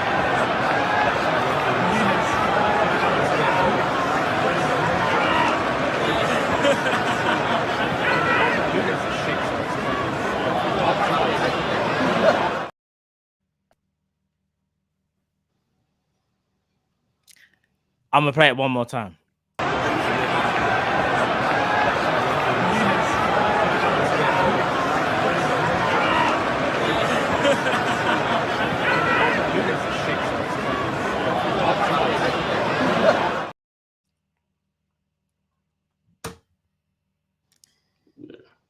It doesn't take a smart man to realize Salah's the one in the mood. I think that's blown out of proportion. I don't. All right, there's another. Should I get the other video where like it shows that, and like basically even afterwards, like. So is it what? So because Klopp wanted a hug and Salah didn't, is that? It's no. I think it's more. No, it's camaraderie, Cal. Right, do you know what it is? We don't act like that round here. Like it's Salah's that, upset. and the only reason it got blown out of proportion is because Salah reacted the way he did, and not to pile on, but you see when everyone had to like stop him. And Nunez had to be like, yo. And you see that part? That's the part while we're talking about it. There's no need for Salah to kick off like that. Do it in the changing room, bro. No, but the clip Matt just showed, for me, there's not much in that. To be I'm going to show you another clip, because basically what happens is another clip here is that. Cal, imagine, Cal, imagine if you went to that me and I gave you the type of that you could just tell I'm boying it. You know, you'd be like, bro, why are you doing that for? Because if man just gives you some dismiss, man gave him the no look thing, like he's dismissing him, bro. Okay, all right. So again, Drift. Let's say, come on, man, it's a liberty, isn't it? No, hear me out, Drift. Let's say I'm the manager and you do that to me. I'd probably be like, Drift, what was that about? And if you're like, again, I don't know what Salah said there, but if you turn around and was like, brother, I shook your hand, bro, like, I'd be like, okay, I'll speak about it with you later. That's me. I'm not saying that I'm the right person. Like I've reacted right. Everyone's entitled to. It looks like Klopp was like, bro, I asked you to come here. Why aren't you coming here? And Salah's like, oh, what? All right, man, whatever. Like what? And it's like, you know, it's a little minor thing, but why we're talking about it is because of when Salah kicked off to the point where Nunez had to actually be like, bro, man, allow it, bro. What you doing, bro? Agreed, but I don't know. We don't know what Klopp said. Yeah, but bro, does that body language look to you like it's something worth kicking off over? No, but we can't just assume Klopp didn't say anything. Like Klopp said something. I know. I'm not saying, but I don't know what Klopp said, innit? Like we don't know what Klopp said. We genuinely don't know what he said. To be honest with you, as long as he didn't say anything that was derogatory, he's allowed to be angry with whatever he said in regards to, you just disrespected me. I'm the boss, and you've just acted like you don't have to, understand that I've tried to talk to you or say something to you or whatever it will be. So in this situation, I'm allowed to reprimand you now. We're grown-ups, obviously, so it's not going to be a big deal. But in that situation, I'm allowed as the manager to be like, bro, what's that about? Don't have that attitude with me. That's not on here. Remember, I am the boss. So all I'm saying is, of course, this is all speculation, but that looks to me like Salah's just annoyed he was on the bench and he's being rude because he's pissed off he was on the bench, which is uncalled for in the scenario because you're professionals and your form has been poor. So you were on the bench for a reason. But not disputed. It is saying we don't know what Klopp said. Like, we genuinely, no one knows what Klopp said apart from Salah and Klopp. So if we're saying that if we're saying Klopp's got a right to react to the disrespect of Salah, I mean, is it not a two-way street? It is, but the first person who starts it's the one who kind of doesn't have the right to be annoyed. So if you slap me and I punch you, you can't be annoyed I hit you harder than you hit me because you shouldn't have slapped me. All right, so what should Salah have done in that situation? Just the clip we just saw then? He should have faked it till he made it, and then when they get back in the change room, be like, Gaff, I've actually got a problem still, and they sit down and talk about it like men. But when you say fake it till you make, what are you talking about? What, hug him? Like, just dap him up and act like in the public eye, like, yeah, everything's cool, man. And don't embarrass us by making it look like not only have we stopped winning the league now, but we're even falling out of each other. It's just not a good look, bro. This isn't how you operate at Liverpool. That's all I'm saying. You lot can disagree if you want, that's cool. But we don't do this in public. We're not that type of club. And it looks like we've fallen apart in front of the world because not only are we dropping points in the league, but now we're arguing with each other on the touchline. It's just not a good look, bro. But it's not, keep that shit in-house, man. But here's the thing. If it just stayed where it was, if the clip ended there and that's how it was, I wouldn't have an issue. I have an issue with Klopp. I wouldn't either. No, but that's why I'm saying I have an issue with both because Klopp's obviously said something and then Salah's reacted to it and now everything's in the public. So I'm not saying it's 100% on Salah. I'm not saying it's 100% on Klopp. I'm saying it's both of them because whatever happened there at that moment there, I don't think Klopp has to go in and say anything, but Salah absolutely shouldn't be responding the way he responds. But Klopp's obviously said something. So that's why I'm saying it's on both of them. Yeah, both of Klopp them has incensed him after. Right, like right there. You see where it finished? That's what I said. That's where it should have stopped. And then if Klopp's annoyed, when they get back in the dressing room, Klopp tears him up in front of everyone. Everyone, if Klopp's annoyed. But right there, I don't think anything needs to be. I think that if that stays there, we're not even having this discussion right now. Yeah, so but like I said, wrong. No, I hear that, but at the end of the day, like I'm saying, even though Klopp is in the wrong if he says something bad in the second encounter, which I still agree he shouldn't have said, it's still within his right though as a man that if he feels disrespected by the initial thing, it's like, no, I've got to actually say something. Like, brother, what was that about or whatever? Because, like, you know what I mean? As the authority figure, it's like, I can't really let this run. It's a little bit like if one of your kids, if you asked them to do something and they went no, it's like, no, we have to address that. What are you talking about? No, like you're the authority. No, that's different, though. No. This is just a grown-up version of the same thing. If I'm in charge of you and I've asked you to come here and you don't come here, and I'm doing it in a cool way, like I'm doing it like, come on, bro, like let's get this done. We need to win this game. And then you want to be all in a mood about it. You've disrespected me in front of people now. Everybody can see you kind of being like this. It's like, hold on a minute. And then he probably had a second to think about it. Like, no, that was out of order, actually. I can't believe you just did that to me. So I agree that Klopp shouldn't be saying something and he does have some blame. But the person who initiates the issue for me is always the one who's more in the wrong. That's all I'm saying. All right, the guys, I just... is the one who's always... This one comment from QD62. I think we're forgetting that Klopp's response to Salah was directly after us conceding, so he probably reacted emotionally as well to Salah. I was going to say, so I've got a longer version of the video. This one's a little bit further out, but this is the best I could find.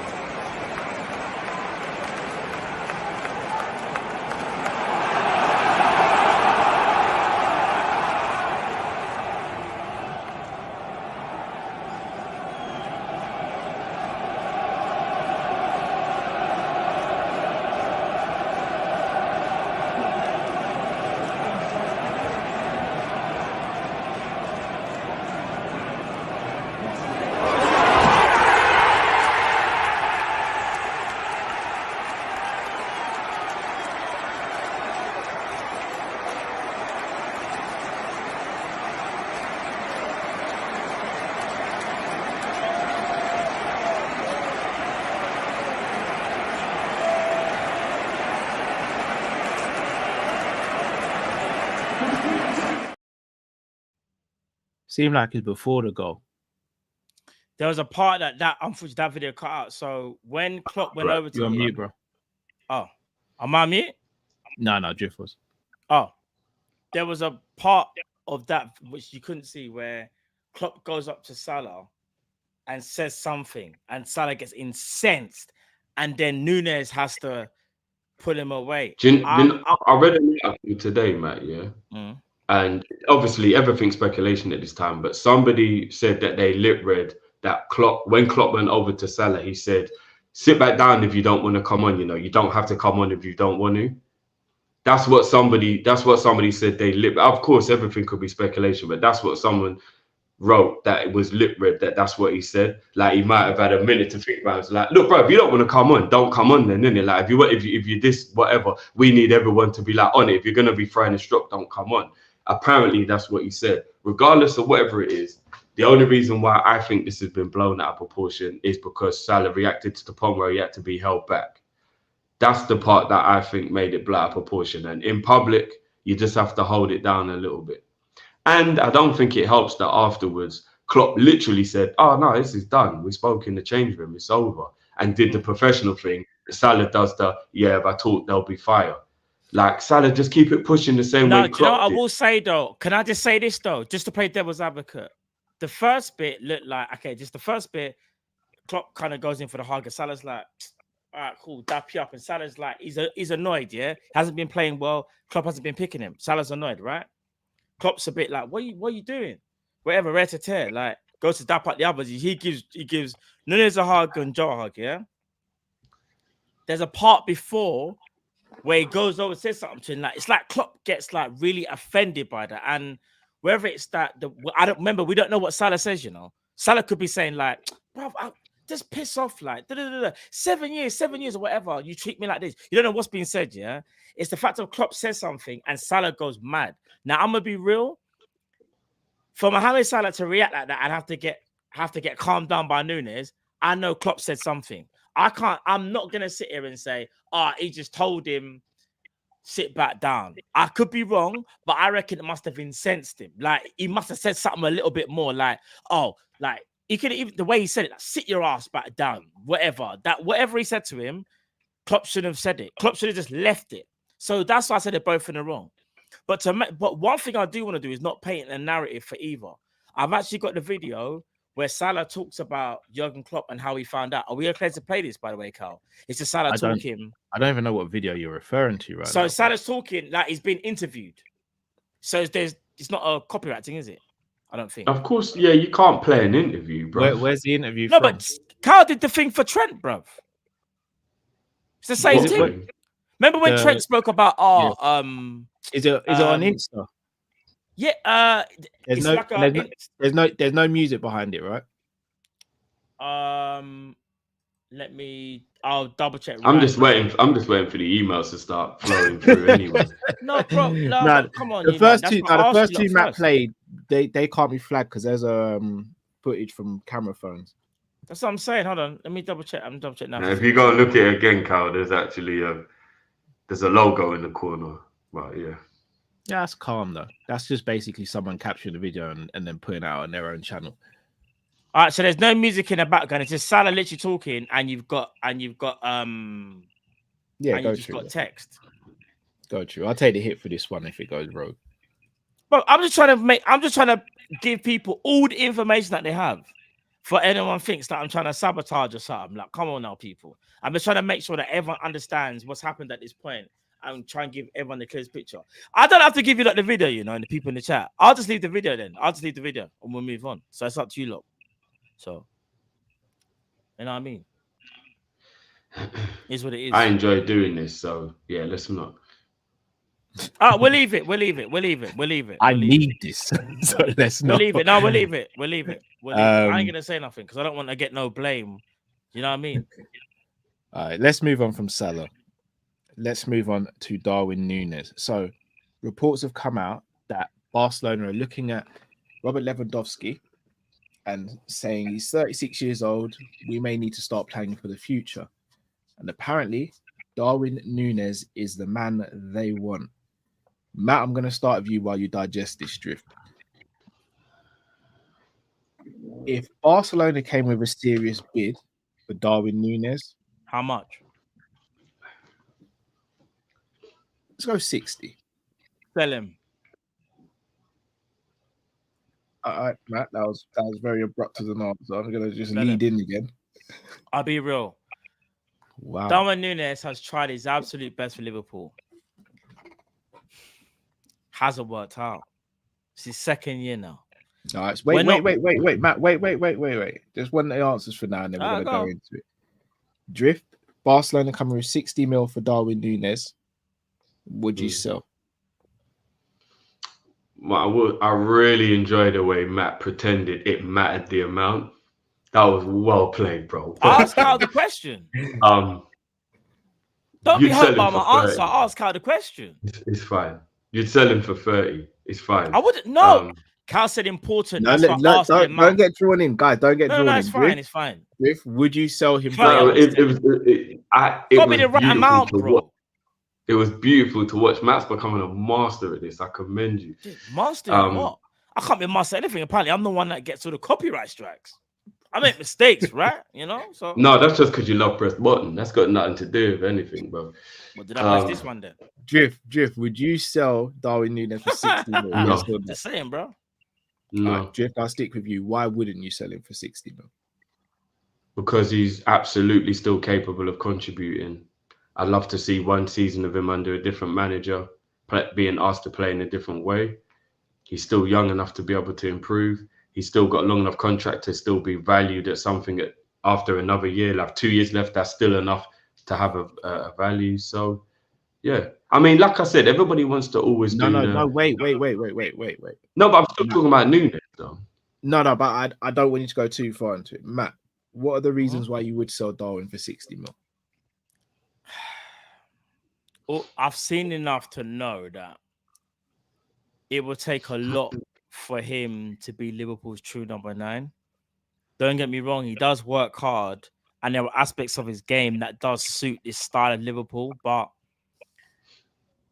working hard isn't enough. Chaos ain't enough. Getting angry and causing chaos, like, okay, cool. We can also talk about GA. GA is very good, but I used to live in a world where we don't talk about GA for strikers. We just talk about goals. There's no goals in the city. We just talk about goals. Put the ball in the back of the net. The reason I say that, and I know it sounds harsh, and it sounds like, oh, you hate Nunez. I don't hate Nunez. It's called reality. The reality is I'm looking at other forwards that play for other teams that are doing better than Nunez, and they really shouldn't be because of chance creation. We create so many chances for this guy. Wait. Guys are going to go into. I was about to cook up something, but I know. All right, so Drift. I'm going to steer on your side for this debate. I think everyone knows where I stand, but I'm not going to just go. I'm going to steer on your side.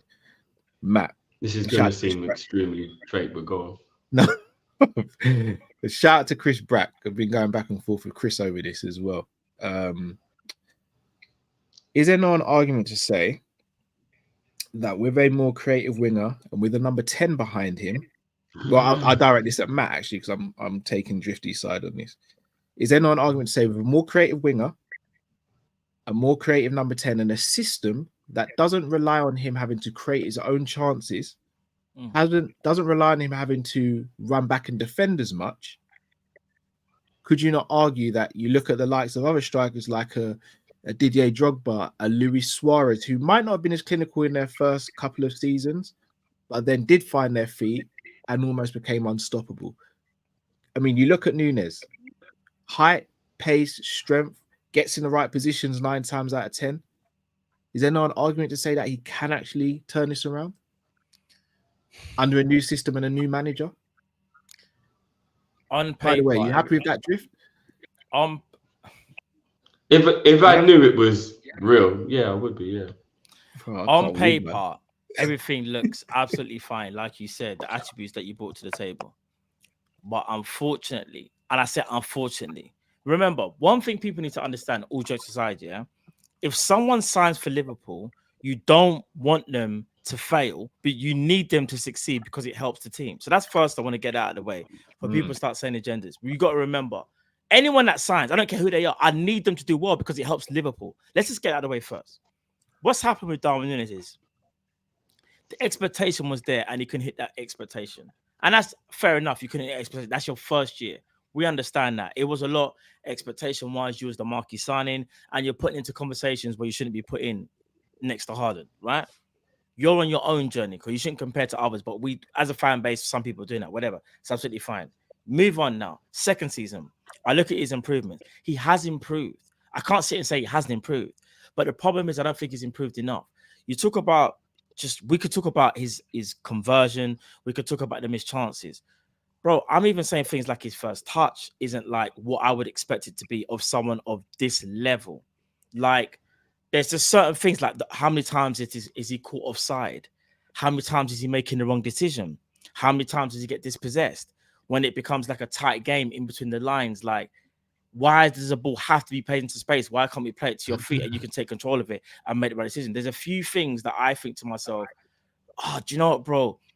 If we were a different team, like a younger team, and you could grow with us, maybe we could develop this.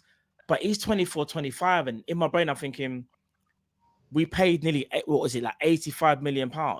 And we're still sitting there saying all the things that he can improve on. Like, not trying to be funny, but there's strikers that cost less that probably are a bit more well-rounded. I can do a bit more. And that's no disrespect to Darwin Nunez. Sometimes you just got to hold your hand up and go, he just wasn't the player that I thought he was going to be, or the striker that I thought he was going to be. I thought he was going to do a bit more. And even though I knew in his second season he wasn't going to score 30 goals, I thought, oh, like, in the league, like, get between 15 and 20, like, because it's not about, oh, if he gets all these half chances, can you bury them? Brother, we're putting them on a plate. There's videos going around that I won't even play, because if I do, I know Drift would lose the plot if I play this video, you know. There's a video going around that all these missed chances from him just put you in a plot. Yeah, 100%. I'll probably get banned. I'll try to log in and I can't log in. All them things there. But what I'm saying is, there's misses that I feel like he shouldn't be missing, and I'm not having a go at him. It's just more of a case of understanding, like, oh, bruv, do you know what it is? Yeah, Nunez is a good player, but he's not at the level where we need him to be. Like, when we bought Jota, we didn't have to have this conversation about Jota. We didn't have to have a conversation about, like, bro, chaos, this and that. But we didn't need that. We didn't. We just said he's got to play a bit more to find some rhythm, and can he usurp the front three? The front three. Do you know what it is for me? It's just called realization, and like Drift calls it, it's just called reality. Okay. I'm Thanos today. It's called reality, bro. All right. You said that's me being honest, and I hate to say it, and I don't want to, because he is a player that I want to see succeed. But do you know, when I'm talking about the GA thing, the last thing I'm going to say about it, I don't like talking about this freaking GA. I'm going to be real, bro, with strikers. Talk about the goals. If you get an assist, that's a bonus. That's actually a bonus. And he's done very well. But you see a man like, I'll give you an example, a man like Isak, yeah? I think it's like 19 goals. I think the man's only got one assist. One assist. But you want to know something? Put him in front of goal, he's a killer. In kill. But you see Nunez, I don't trust him.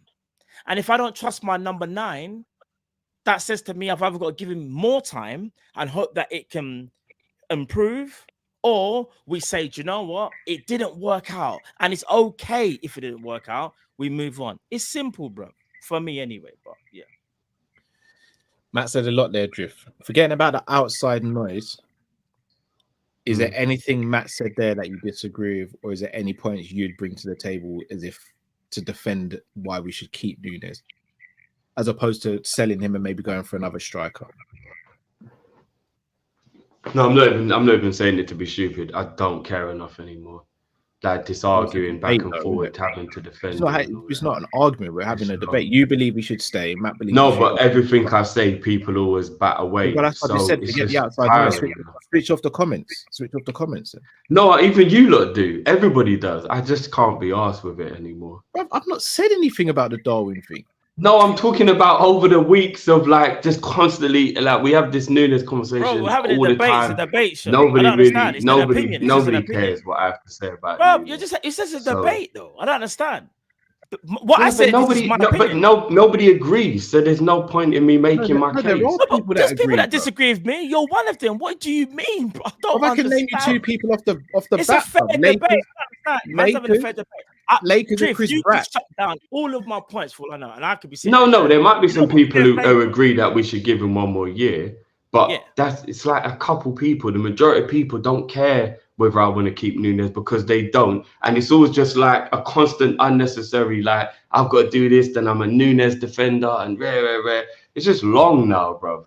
It's But just long. if you believe he should stay, why do you believe he should stay? Like, Because I think he's a talented footballer who will definitely improve, who has only had poor patches of form around the same time as everyone else this season. Yes, he's not the greatest at scoring goals in terms of like he does have some big chances missed. He's got 4 less big chances missed than Haaland this season. Haaland scores more goals, yeah, but Haaland misses more big chances. Like sometimes those stats can be misleading. But at the end of the day, he still contributed a lot this season. Regardless, like when Matt says something like, I don't care about GA when I'm talking about my striker. Okay, cool. You just want your striker to get goals. That's fair enough. But it's very disingenuous to just forget about an assist, which effectively is almost the same level of contribution. Matt, let him land.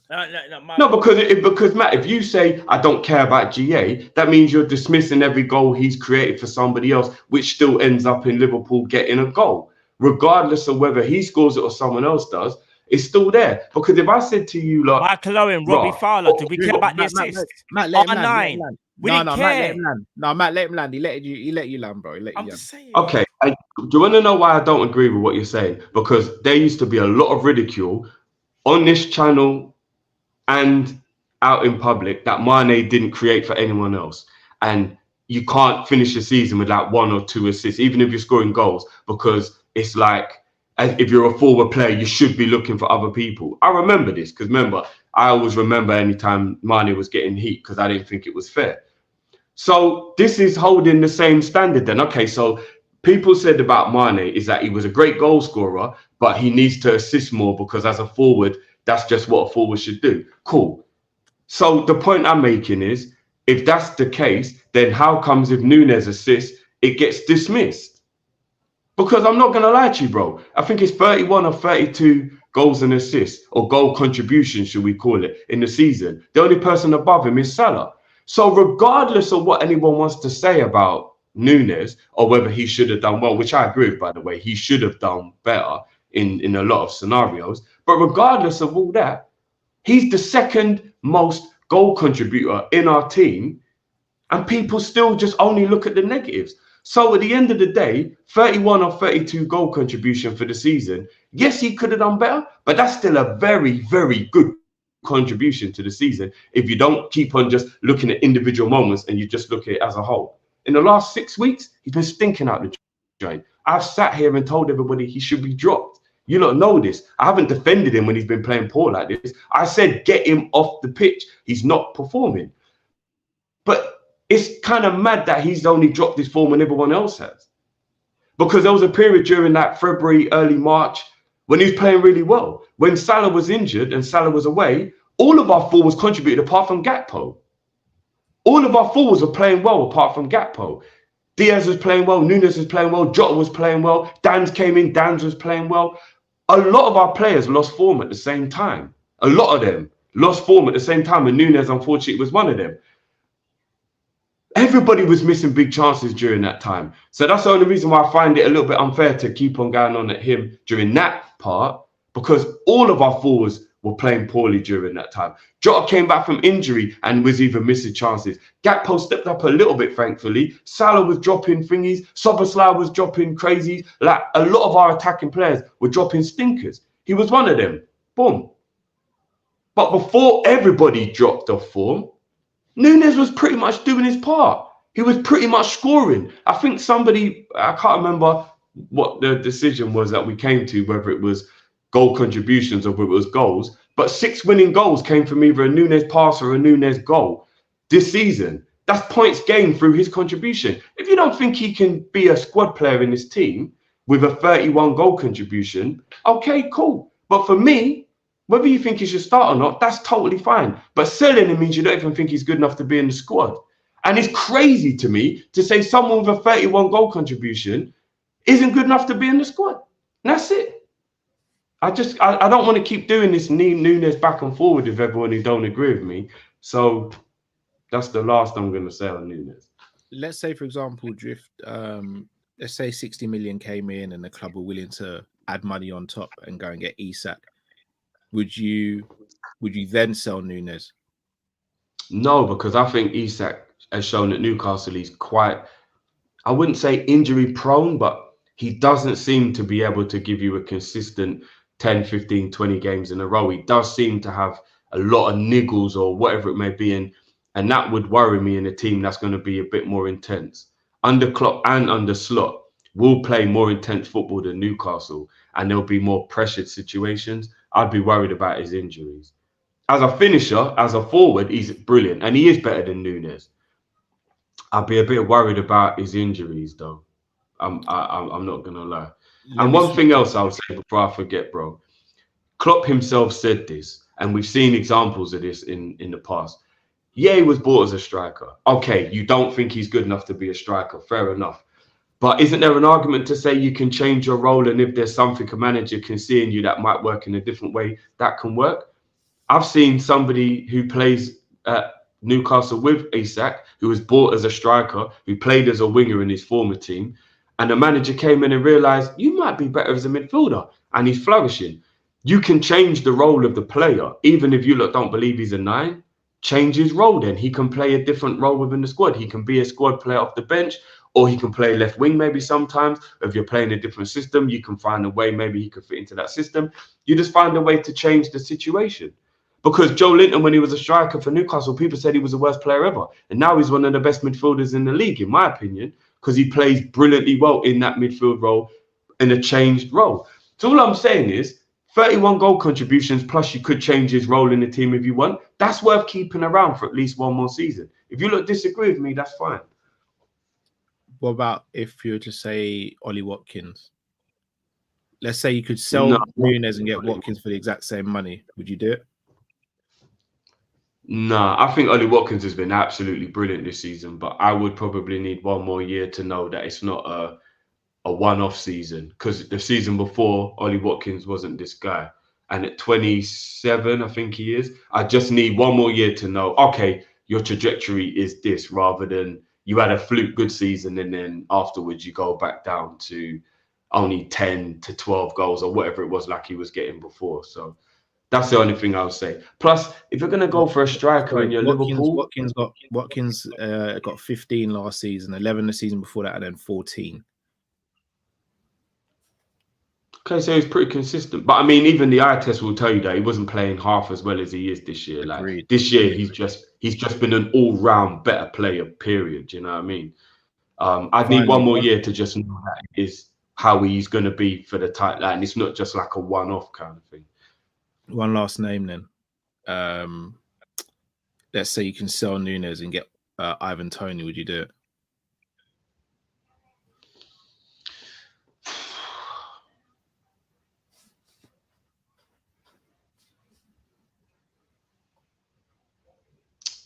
I probably would. Why is it so different for Toney as opposed to the others for you then? Because for me, with Toney, I think Tony. I'm not trying to trip you up here, but so with Isak, you mentioned the injuries, which is very fair. With Watkins, you mentioned about consistency and whether he can stay at this level again, which is very fair. I'm going to throw some stuff about Toney. Can he stay out of trouble? Because again, I'm not just speaking about the betting stuff. Like the stuff we've seen him online with, and like, can he stay out of trouble or not make himself look silly as a Liverpool player? Yeah. I totally understand that trepidation, and everybody's completely right to have that trepidation. What I would like to do is what I'm doing is giving him the benefit of the doubt that at 27, 28 years old now, and a mistake of that level will be the point of like, bro, you know you can't do that again. My bad, people, raw. On top of that, Cal, because he's a Liverpool fan, and I feel like his behaviour was a lot based around he thought he was better than the club he played for, I would hope that he would be humbled and excited at the idea of playing for his boyhood club and realise now you're at a level that behavior ain't on. And I don't think that behavior would happen based on he wouldn't think he's better than Liverpool. He thinks he's better than Brentford. It's wrong to have that, by the way. It's totally wrong to have that mentality. But I think that he thinks that because of the level they are. And I think at Liverpool, he would appreciate the fact that he's playing for his boyhood club. It's a big club. And all these mistakes he would have learned from. You'd hope. And it is a risk. So I can understand if anybody said no. But the main reason would be because he's a stylistically perfect fit for Liverpool. He plays Bobby and he plays Isak at the same time because he's the only person likened to Harry Kane, in my opinion, where he can do a majority of things up front and he's clinical. That was the reason I always wanted Kane, because Kane was not only the most clinical forward in the league, but he's also the most creative forward in the league. Tony isn't Kane's level, but he's only one down. He can do both. He can hold the ball. He can create. He's skillful. He can finish. He's clutch. He can take set pieces. There's so much about his game that I think would be honed perfectly at Liverpool. So it's a risk, Cal. It's a massive risk. He could come in and still be a fool, and we'll be like, look, you should have. The leopard shows you his spots. Don't try and change him, innit? But it is a risk I'll be willing to take based on his talent, because I think he's super, super talented. Super talented. Dude. Matt, come to you before we move on to centre backs. Obviously, you said you'd sell Nunez. Who is the striker you'd go in for if within realistically, obviously we can't get a Haaland or someone like that. Probably not a Lewandowski.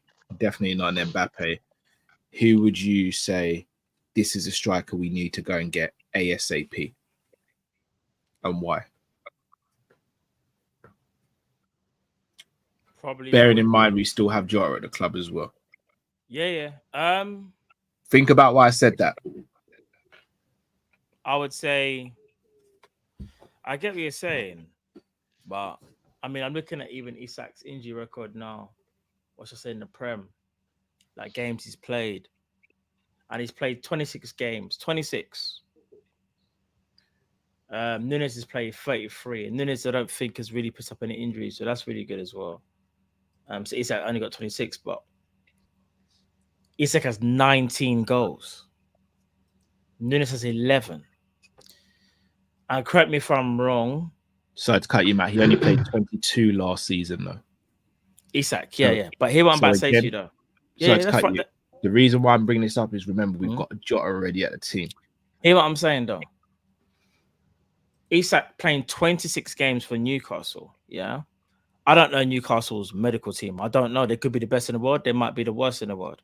Liverpool's is about to change, and I'd like to think that it's going to change for the better as well. All I'm saying is like, if a striker's getting 19 goals in 26 appearances, that is what you call... That's serious, you know. Like, you can't... Like, that's not me having even a slight at Nunez. That's at any striker. Isak takes pens. Okay, cool. I guess we should discount penalties then. I guess we should discount Mo Salah's penalties that he's taken for Liverpool. No, I think... No, don't discount it. We're not doing a Cole... No, but what I don't want people to think is... They say Cole Palmer. No, but in the context you know of this, I think they're saying Nunez obviously doesn't take penalties. But they're saying Cole Palmer, though. Like, do you get what I'm trying to say? Cole Palmer's got like how many pens does Cole... There's levels to this. Isak is a marksman. And not only that, I think the way how he plays football would actually suit Liverpool. His hold-up play is very good ball retention. They're different stylistically players. Like, again, like, listen, we might not even be able to get my man because he plays for Newcastle. And Newcastle, the only way Isak's even leaving is if Isak would have to force his way out. So that might not even be realistic, if we're being honest. We'll have to throw the kitchen sink at them. I don't know, man. There's not many other strikers. You got my guy, but I don't think he would leave. He looks decent, but again, it's the Portuguese league. The Sporting striker. He does look good. And he's been doing it now for a couple of years. Even though I did forget he played in Championship as well. People might not realize that. Playing in Championship, I think it might be for Reading or something. I can't remember, but he was there. Coventry, I believe it was. Yeah, Coventry. All I'm saying is this. I think people shouldn't be worried about who can we get. I think maybe there's not a name yet that we're even thinking about, but it's almost like saying, do you just stick with the person because it's all you know? And I understand Darwin Nunez has got the biggest fan base in the world, it seems, at Liverpool. Like, there are a lot of people that will still give him a lot of time, and rightly so. But it must come a point where you suddenly look at it and go, all right then, but if you can improve on your striker, do you take that chance?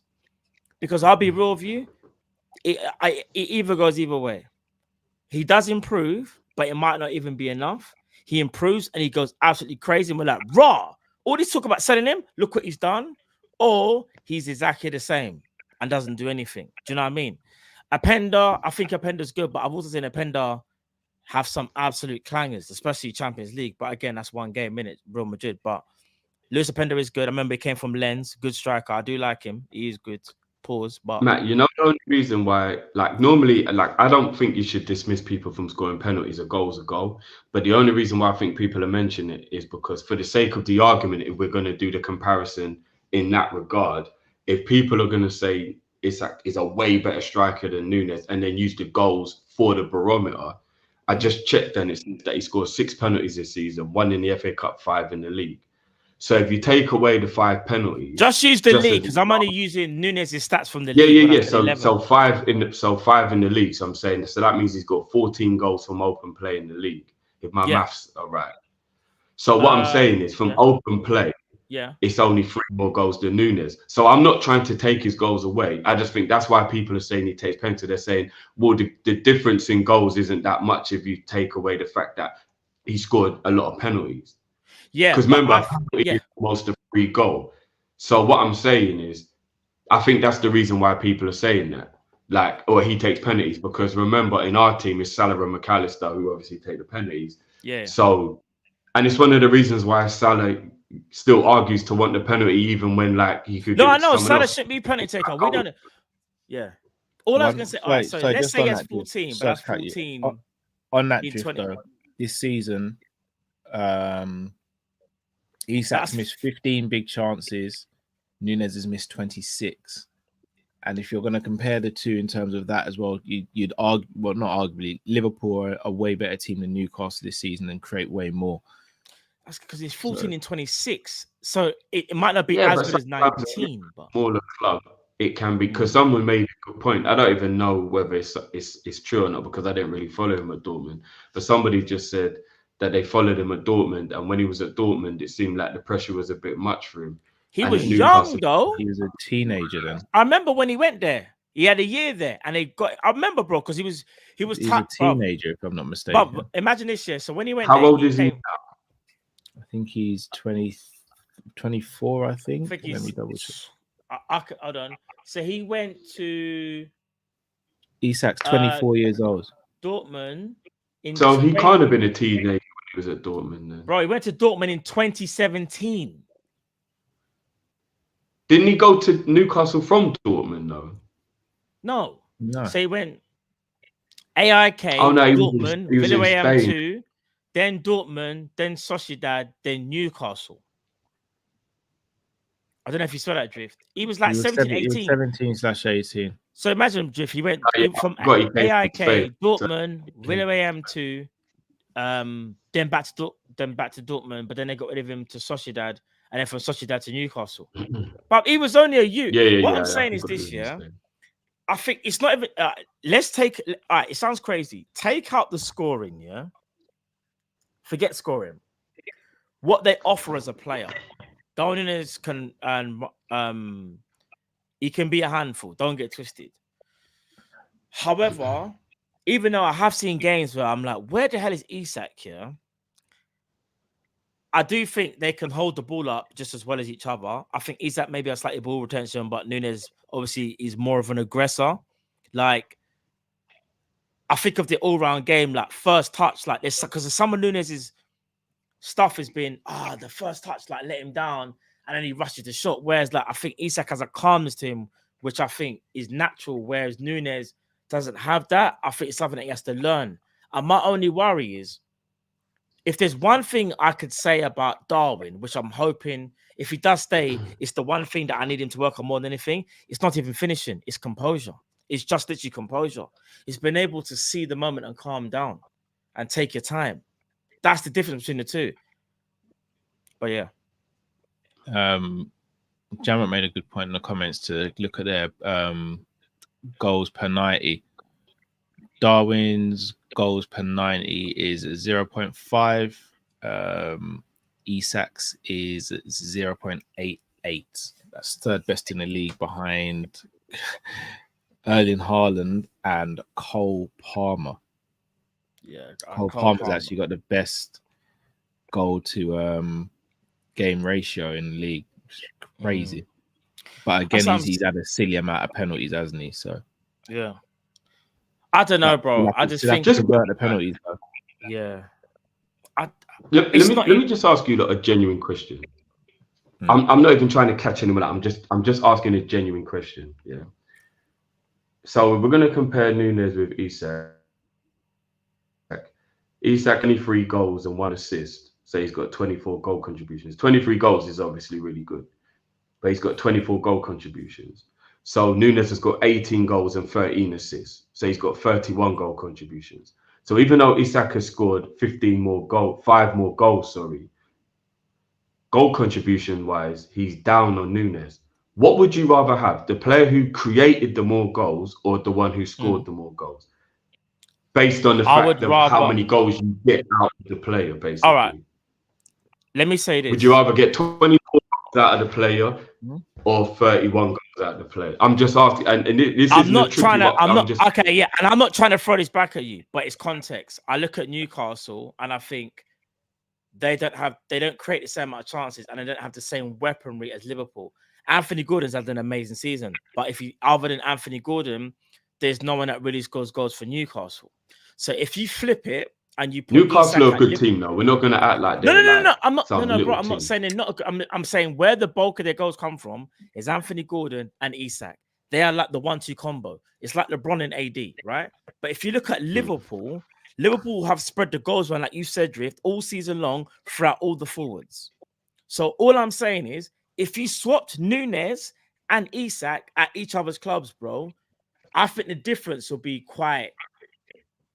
a lot larger, because Newcastle don't play a front-footed style like Liverpool, for example. So Isak's not going to get as many chances, even to create. Their chance creation, I could be wrong here because I didn't check the stats. So people can shoot me down.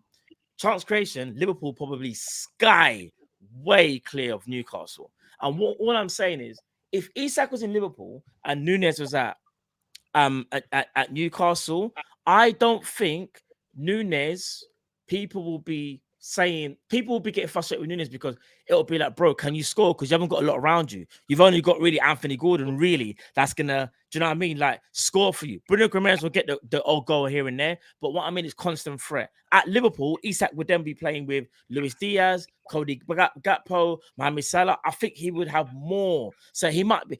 He's not an assist man, but he might get more assists. But like I said, that's more of a bonus.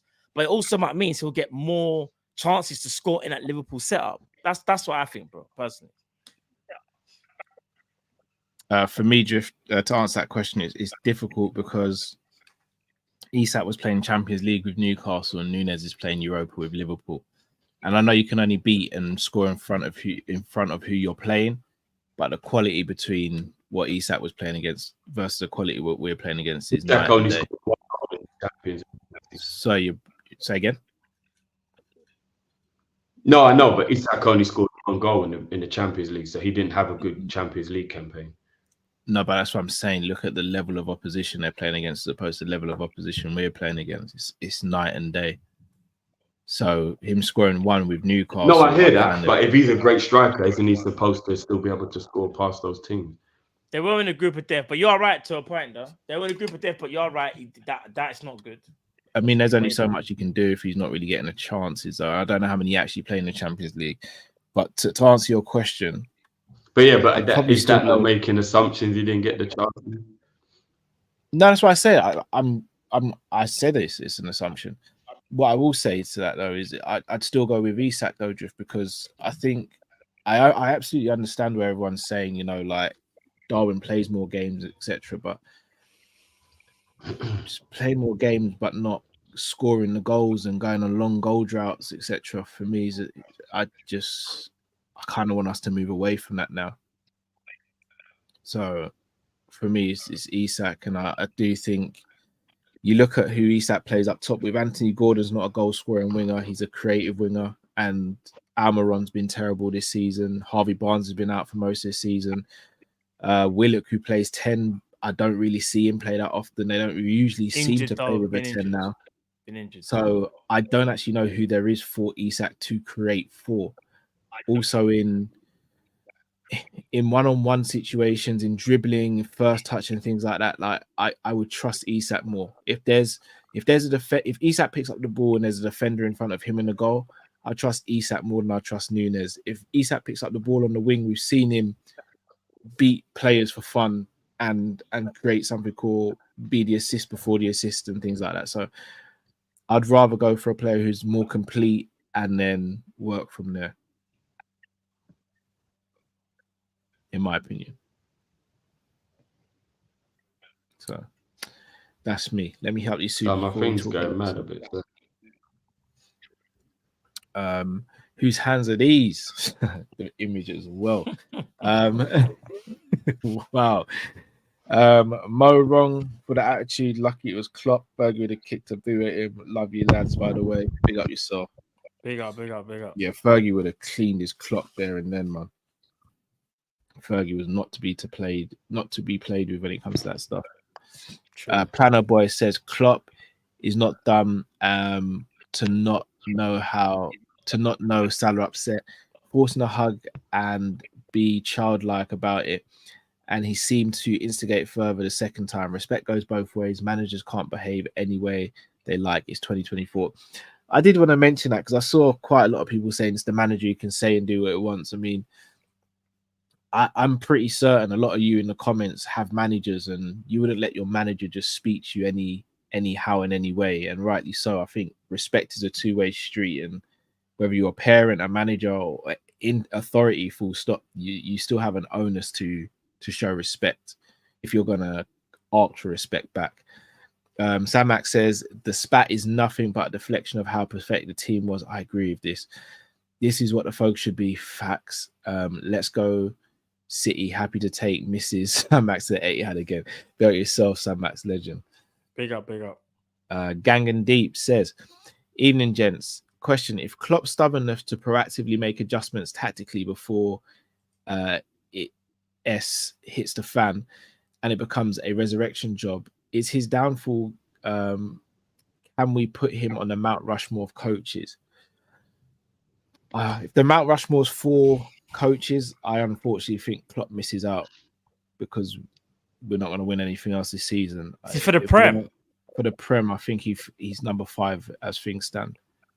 I think you go in no order. What? Pep, Fergie, Pep. Man said Pep, then Guardiola. You know, Pep, yeah. Fergie, Wenger, Pep, Wenger, and Mourinho. Mourinho.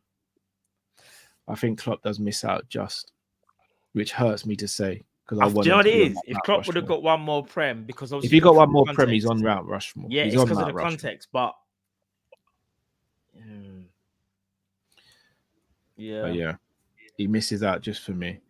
Joel says Klopp said that Endo's misses. No, he couldn't have. No, he didn't, bro. Stop it, bro. Oh, man, don't pull out of tackles either. 13 says Klopp and Salah and Klopp are Geminis. It gets like that. I don't really believe in horoscopes personally, so each their own on that one. Allergy says if you're willing to give another year of poor performance for Sobo and sell him after, you have to keep the same energy for Nunez. He's been at the club for 2 years and been stinky. That's where I'm at with it. Last summer, I was adamant I wouldn't have sold Nunez after 1 year. I said give him another year. After 2 years, if Szoboszlai has another season like this, we got to have a conversation. I'll be at the front of the queue. I'll be at the front of the queue. All right, I won't be at the front, but I'll be there.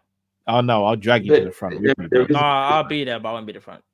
There is a difference as well, because the only part of Nunez's game that people have been frustrated with is the finishing. He still plays well, offers a lot, and is involved in the game. The misses are the annoying part. But people will still be like, but he played well. Yeah, why can't he just be more clinical or whatever? But like his overall game is good.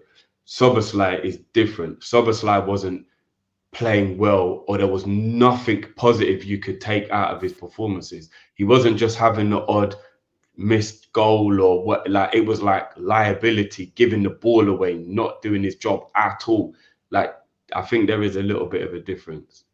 But that's their job, so Drift. His job is to score goals when he's in front of goals. So he's not doing his job. He's doing a very poor job of it. So, but Klopp's also been asking him to do other stuff, run channels, create space and whatever. Like he's been asked to do. Klopp himself said, I don't only ask Nunez to just score goals. There's more to what I ask of him. Same with Szoboszlai though, but the fact of the matter is his job is to be able to pass and create and hold onto the ball, and he's not doing that despite the other jobs that Klopp's asking him to do as well. So I don't know. Like this is just my opinion. Szoboszlai has been dropping the type of performances that mean that he's not even like worthy of playing another game. Like we're giving him a chance based on the fact that we've seen the talent before, right? If nobody knew how Szoboszlai played at RB, we would think that we've had a Beto and we've been duped here. But we also say the same about Nunez because everyone keeps on saying, look at what he did at Benfica. We could say the exact same about Nunez. No, because Nunez is still involved in the games and plays well outside of the scoring of the goals. He doesn't always play well, though, Drew. In fact, a lot of times he doesn't. He plays well. The majority of the time he plays well, finishing is what people are upset about. His effort is in the game. It's always there. It's always just been his finishing. But Szoboszlai's effort's always there as well, bro. No, but Szoboszlai is like giving the ball away, not even able to make 5-10 simple yard passes. Like just all. He's just overall been like. No, really, you know, you got a valid point, but one thing I will say, which I think is kind of overlooked, yeah. Nunez was the one. I say was the one. It was unfortunate, but you know when we conceded against Man United and we had to see it out. You know, Nunez gave away the ball in it, played it straight square back. No. Hear what I'm going to say to you. No, hear what I'm going to say. No, you didn't let me finish. With regards to Darwin Nunez, yeah, I know we sit here and say he played well, but there's been games when he hasn't played well, and that's been going on for a minute, like for months now. Not as long as Szoboszlai, that I can fully agree with you. No, but hear what I'm saying. With Darwin Nunez, his performances have been stinky. Like he hasn't played well, bro. Like he just hasn't. But again, I will say with Szoboszlai, he's been playing worse, like longer than Nunez. The whole point is they're both not playing well, but I think there's this notion of we're just upset with Nunez because he can't finish, bro. I'll be honest, I'm upset with Nunez because he don't look good right now. He don't look good. Like first touch don't look good. Decision making don't look good. But don't make all your decisions in the last 5 or 6 weeks. Because his form has been terrible. But before that, he was one of our best players. Yeah, at the beginning of the season, I'll say he was definitely even during AFCON, he was one of our best players. No. Can I be real with you? No matter how well he has played, I'm not saying he hasn't. For me, he's never been in my forefront for player of the season. So he hasn't played better. You see so Virgil at the start of the season, immense. So was Trent, so was Salah. Nunez was never in that conversation. Alisson. It's just that we just saw an improvement, and that's fine. We was like, okay, he's scoring more goals. I'm like, all right, cool. Let's see what Nunez is gonna do now. Nunez is gonna cook, and he hasn't kicked on. That's all it is. He just hasn't kicked on from where I thought he was gonna kick on from. And I know we keep saying Salah, bro. Leave Salah to one side. Salah's a legend. Let Salah live for 1 year. We're just speaking about Nunez. This is Nunez's second season. He's younger than Salah.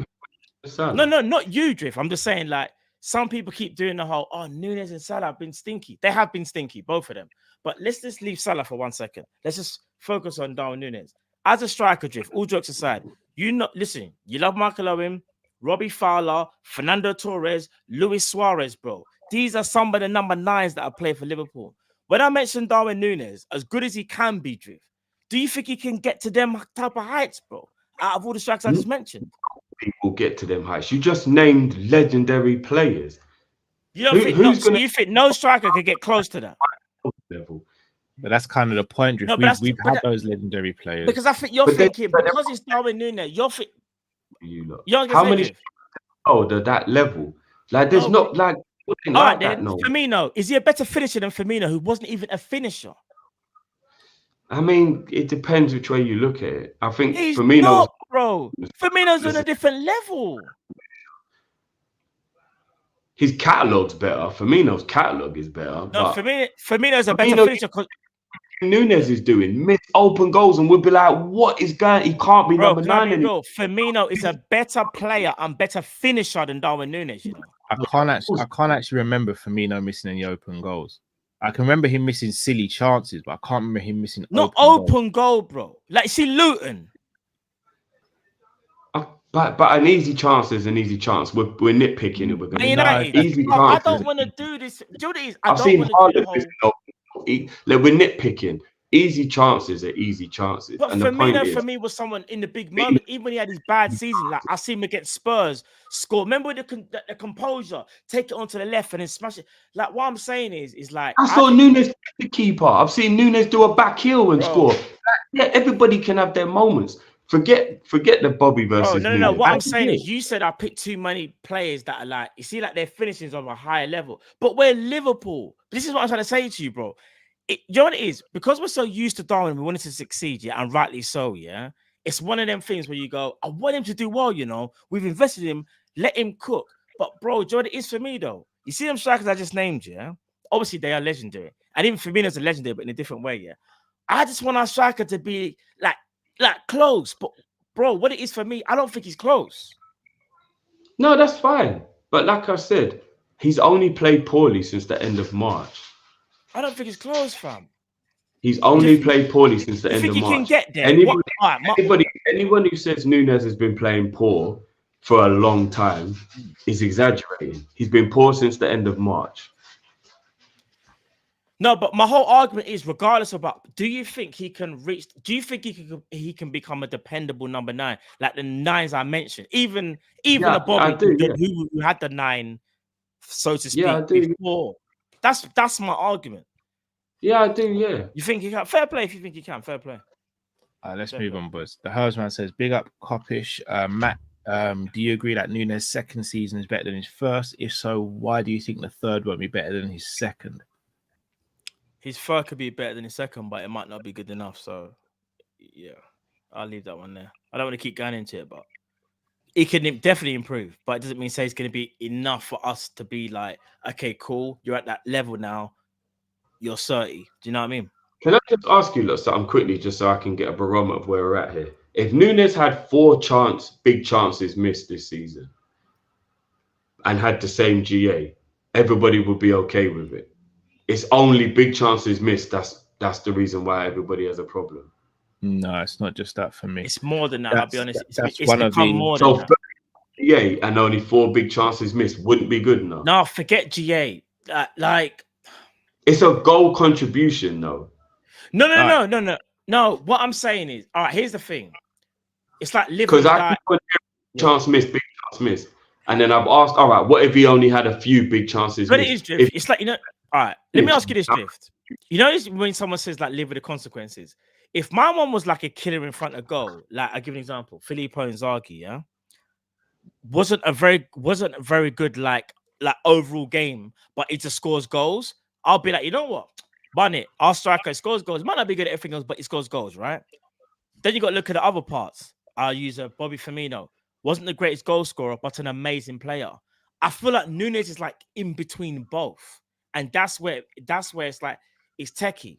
Because he's not, as things stand, and I say as things stand, he's not clinical. And as things stand, he's not an amazing player. It's like he's in between. And it's like, I don't know how much more time we can give him, because what I don't want us to do, bro, and we are the most loyal fan base, give him more time, and then lo and behold, the same things happen where we create all these chances and he's not scoring, and it costs us something. Do you get what I'm trying to say? But it could work the other way though, Jiff. You might be right. Next season, under Slot, for whatever reason, mentally he's in a better place because Slot has been able to unlock Nunez, so to speak, because Slot's man management is very, very good from looking at his career and the individual regimes that he does. Maybe he can, bro. I don't know. I can only go by what I've seen. And what I've seen hasn't convinced me. So right now, it would have to be doing the whole, all right, I just got to trust that he can do it. And like I said, I don't want to keep on going on. Is that fair to say, bro? That's not me being disrespectful. That's fair to say, innit? So when we say 31 GA, is that all for Liverpool? Yeah, he's got 13 assists and 18 goals in all comps. Yeah, For Liverpool, yeah. it would be high if you went and looked at his international. When I'm sure he scored some goals internationally. Let me check now. Hold on. All right. So I think he's got 11 goals, 13 assists. 11 goals in the Prem and 8 assists. So that's 19. So he's got 5 11, and 1 in the Europa. So that's 25. And then Carabao is 1 and 3. Yeah, and then FA Cup is 1 and 1. He's got 18 and 13. Just right. 18 and 13. All I'm saying is, if he hadn't had some clangor of misses, for me personally, I think everyone judges Nunez on the misses and not on his overall contribution, which I found unfair. Everyone's entitled to their own opinion, and that's fine. And I wish he didn't miss some of the chances that he's missed because they are bad misses. But in my opinion, everybody just goes, I just remember a lot of misses. Nice shit, get rid of him. And it's like, okay, fair enough. But and like I'm just saying, 31 goal contributions being dismissed is madness to me personally. And I'll say this on any player, not even just Nunez. If any Liverpool player gets 31 goal contributions and is dismissed, like, nah, mate, he's not good enough, get rid of him.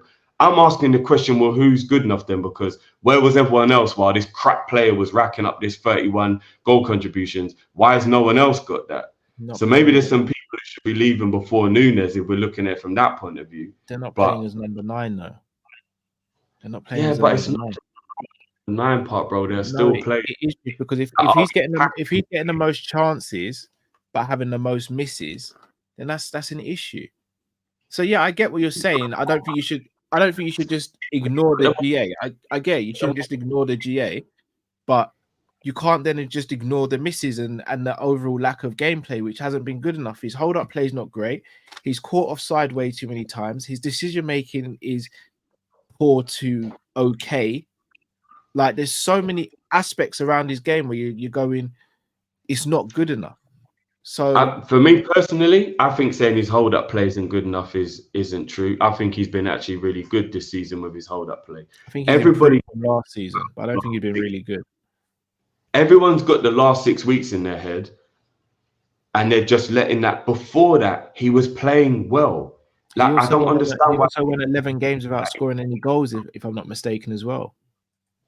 He what? Sorry. He's also been on droughts this season where he's gone like 11 games without scoring goals, and other droughts as well this season. That's the drought he's on now, isn't it? No, he did that early on in the season when he scored against Burnley when we beat them 3-1. When Gakpo scored, he scored, and was it? No, it might not have been Gakpo. I think Gakpo maybe had one disallowed. In that game, that was the first time he scored in, I think, like 11 games or something like that. Somebody told me how many games Isak went without scoring. I don't know. I don't pay attention to this, but it might have been a long time. Isak gets a lot of goals in bunches as well, you know. From what I remember, he's got a lot of braces this season. He's doubling up in the game. But he's played way less games. No, but the point is, if he's doubling up in games and you start thinking, oh, well, he probably went 5, 6, 7 games and he didn't score. Like, it can happen.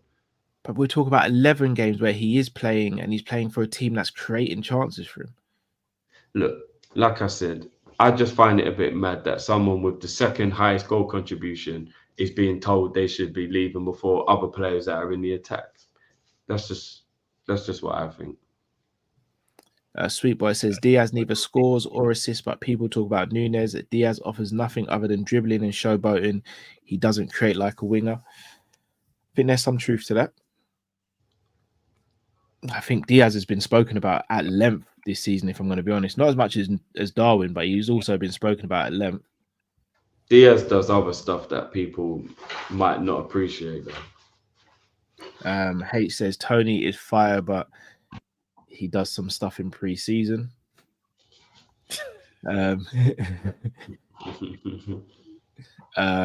Jay says, which strikers created more big chances this season? Which strikers have created more big chances than Darwin? Not actually sure. I'm not. Which striker created more? Which striker created more big chances? I don't know. Let me see if sorry, Matt. If you could continue with supers, I'll see if I can actually find that stat. Yeah.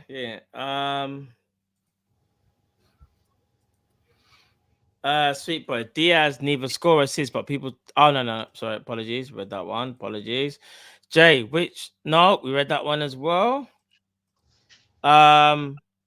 Makuma says, would you swap Diaz for Anthony Gordon? No, because I think Gordon's having a good season, but I think Diaz is a better player though. I don't like Anthony Gordon's character either. Yafu says, when LFC losing, they score only 3 out of 23 big chances. Damn, that is quite damning still. I can't even lie. So I've got the list here. So big chances created. Mo Salah's number 1 on 21. Bruno's number 2 on 20. Dwight McNeil 17. Son 17. De Bruyne 16. Odegaard 16. Trent 15. Alanga 13. Morgan Gibbs White 13. Anthony Gordon 13. Kulusevski, Saka, Trippier, Diaby, Palmer, Ward-Prowse, Bailey, Jared Bowen, Pascal Gross, Bernardo. I don't know if there's another Liverpool player in this list. Then Darwin Nunez. But how many strikers? A guy asked how many strikers are ahead of him. Oh, strikers. Let me go back and have a look. Striker. Son.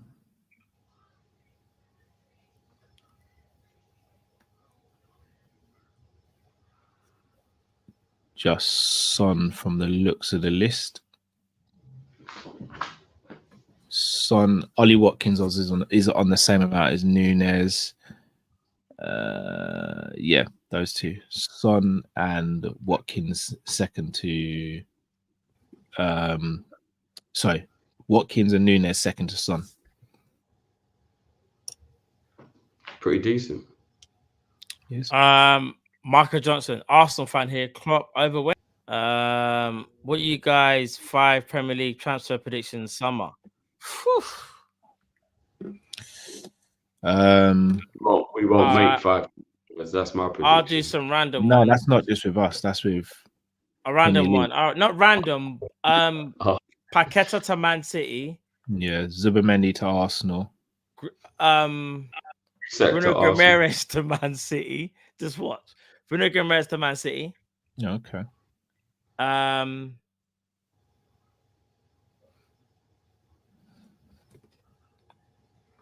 gonna go Braithwaite to Chelsea as a wild card. Nah, Braithwaite to Man United. Fair dues. What other madness can I see? I'm gonna go Nico Williams from Bilbao to Chelsea. Nico Williams to Newcastle. These are just some mad. This is me. Yeah, you definitely wing that one still.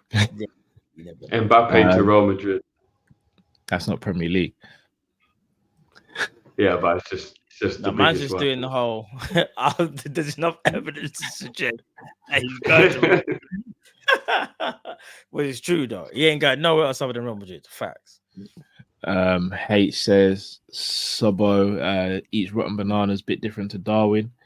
I know there's connotations there, but I'm hoping there's not. AJ says 2 years with Kopish, blesses in Jesus' name. Big up yourself, AJ. Big up, AJ.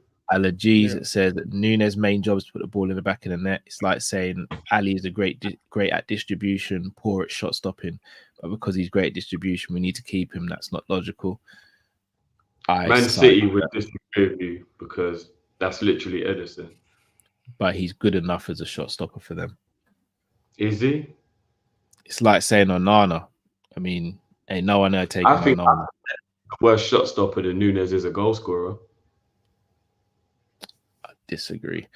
Promo says to end the Nunez debate, no fan from the big six would take him as their main number 9. He's a squad player at best. Sorry, Drift. I said keep him in the squad anyway, though. Ty says Nunez' first 2 seasons are better than Drogba's 2 seasons. Are better than Drogba's 2 seasons are not enough to definitively say we've seen that he has potential to be prolific. Small adjustments. I mean, Drogba, you could argue Drogba was never clinical. Drogba was just very clutch.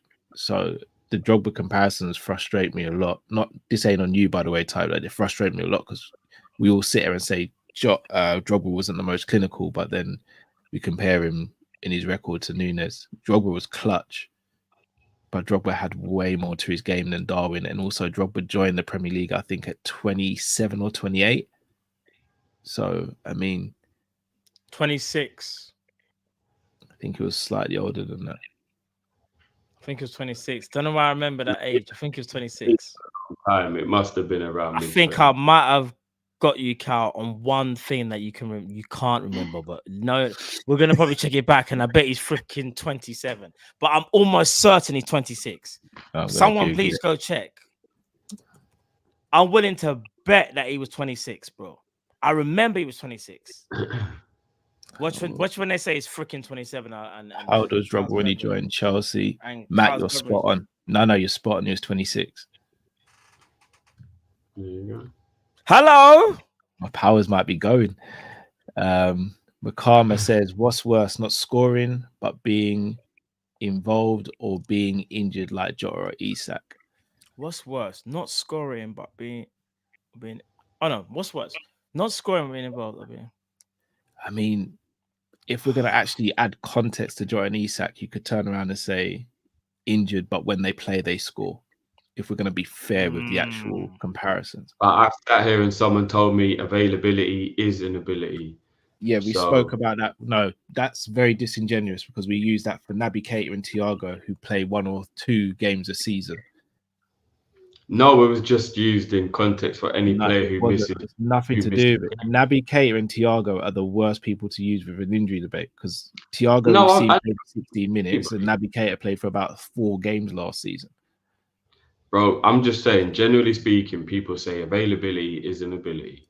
And if Isak misses Man City away and Arsenal at home through his injury, the way Jota has, it could be a problem. Because I'll be honest with you again, one of the reasons we're not going to win the league this season is because Jota's not been available.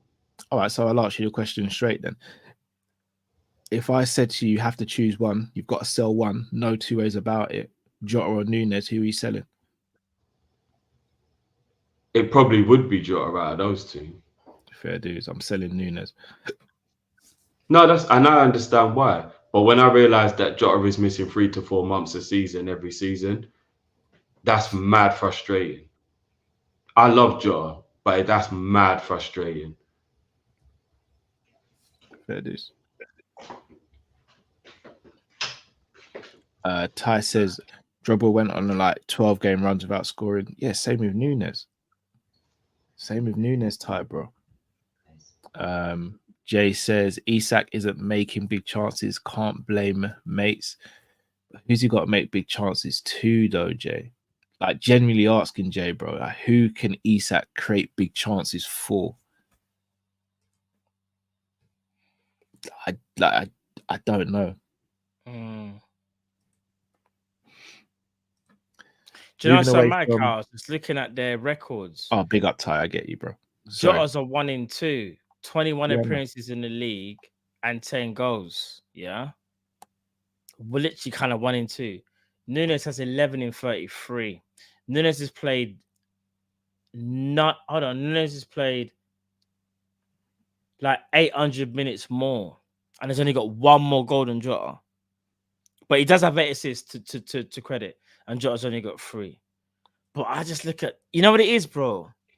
This is gonna sound very harsh, but this is what we are. We're Liverpool, and we want to be the best. Like, we want to be the best that we can be, right? This is gonna sound so harsh, but some of them chances that fell to Darwin, I just wish that they fell to Jota if he was available. And again, it's if he was available, right? Because he might not have been available. But I mean, Jota's record it speaks for itself, innit? Like 1 in 2. Nunez is like 1 in 3. That there is a big difference, and that's not even like the chances that Darwin does get. But I don't know, man. What it is, it's civil war.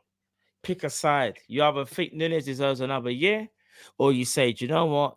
We have to kind of maybe cash in and we try something else. Do you know what I mean? That's how you deal with it, in my opinion. Micah says, kudos to Liverpool, Musiala to City, and he's out to Arsenal. I'll be devastated if that happens. Yeah, I'll be vexed. Not because we're getting kudos, it's because Musiala goes to City and Arsenal get Isak. I'll be devastated if that happens. I think people don't understand that even if that happens, that wouldn't be enough for us. Allergy says, Drift, would you bring back Origi or keep Fort instead of Nunez? Origi's better than Nunez, but you can't go back now.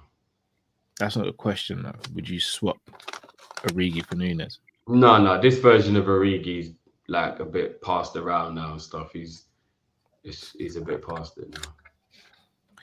Do you think Isak? Do you think Origi's better than Nunez? Then you think he's better overall? Yeah, like peak Origi is better than peak Nunez. But there's a massive difference in their age. It's about 4 or 5 years. What about today's Origi? Today's Origi's, and I don't mean this disrespectfully because you know he's my guy. He's a bit passed around. He's a bit don't know where he seems lost. Yeah, he seems lost. Like this isn't a good Origi to be judging him on. He's lost. But the Origi that was Liverpool was better than Nunez. Yeah, dudes. All right. Before we wrap up, boys. Rumors have it from Fabrizio saying that centre backs will be a priority for us this summer. Question 1 for you both: yes or no answers. Should centre back be the main priority for Liverpool in the transfer market? Matt. Should be one of the priorities, yes. Should about the main? No. Drift, should it be should it be the main priority for Liverpool in the transfer market this summer? No. Okay. Drift, I'll stay with you. A number. How many centre backs do you think Liverpool should sign this transfer window in the summer? In an ideal world, 2, but 1 should be like a definite. Matt? So what was the question? I didn't hear that. How many centre backs do you think we should sign in the summer?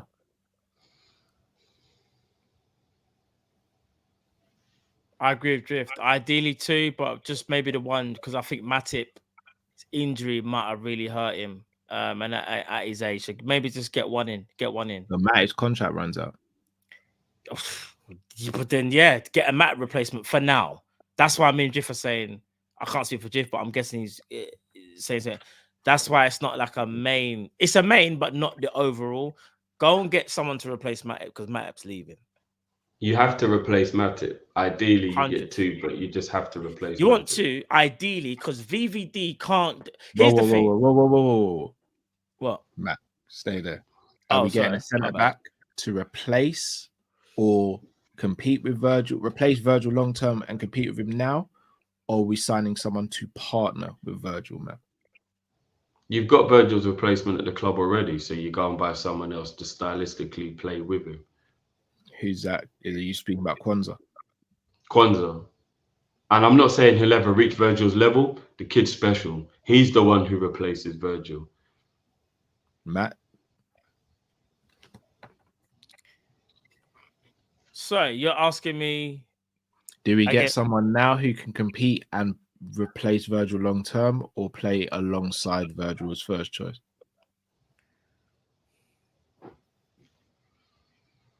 You have to be smart and get someone that can replace Virgil, or with that mentality. Basically, you want to get a young defender, but when I say young, like, all right, we've been linked with what's his name? Flipping out from Frankfurt. Is it Frankfurt? Frankfurt.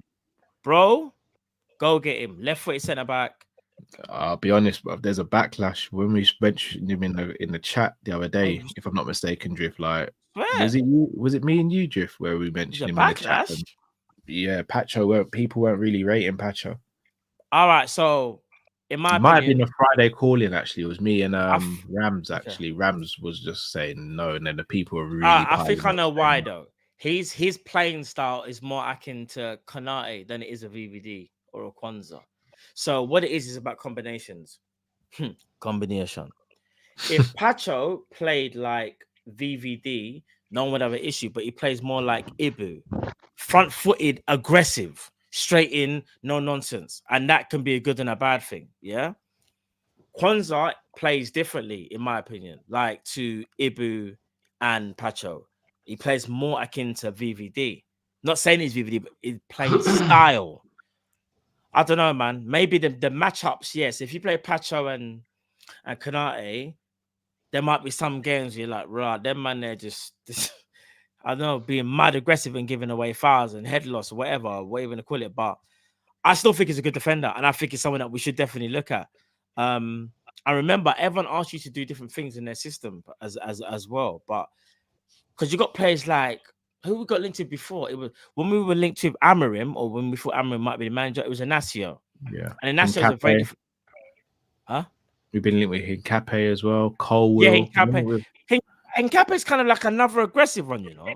He's kind of like the. He's more controlled with aggression. A bit more controlled. Remember Pacho Young? What about Anderson from Crystal Palace? I think I've rated him. Yeah, he's been good, but not I just for me, think no.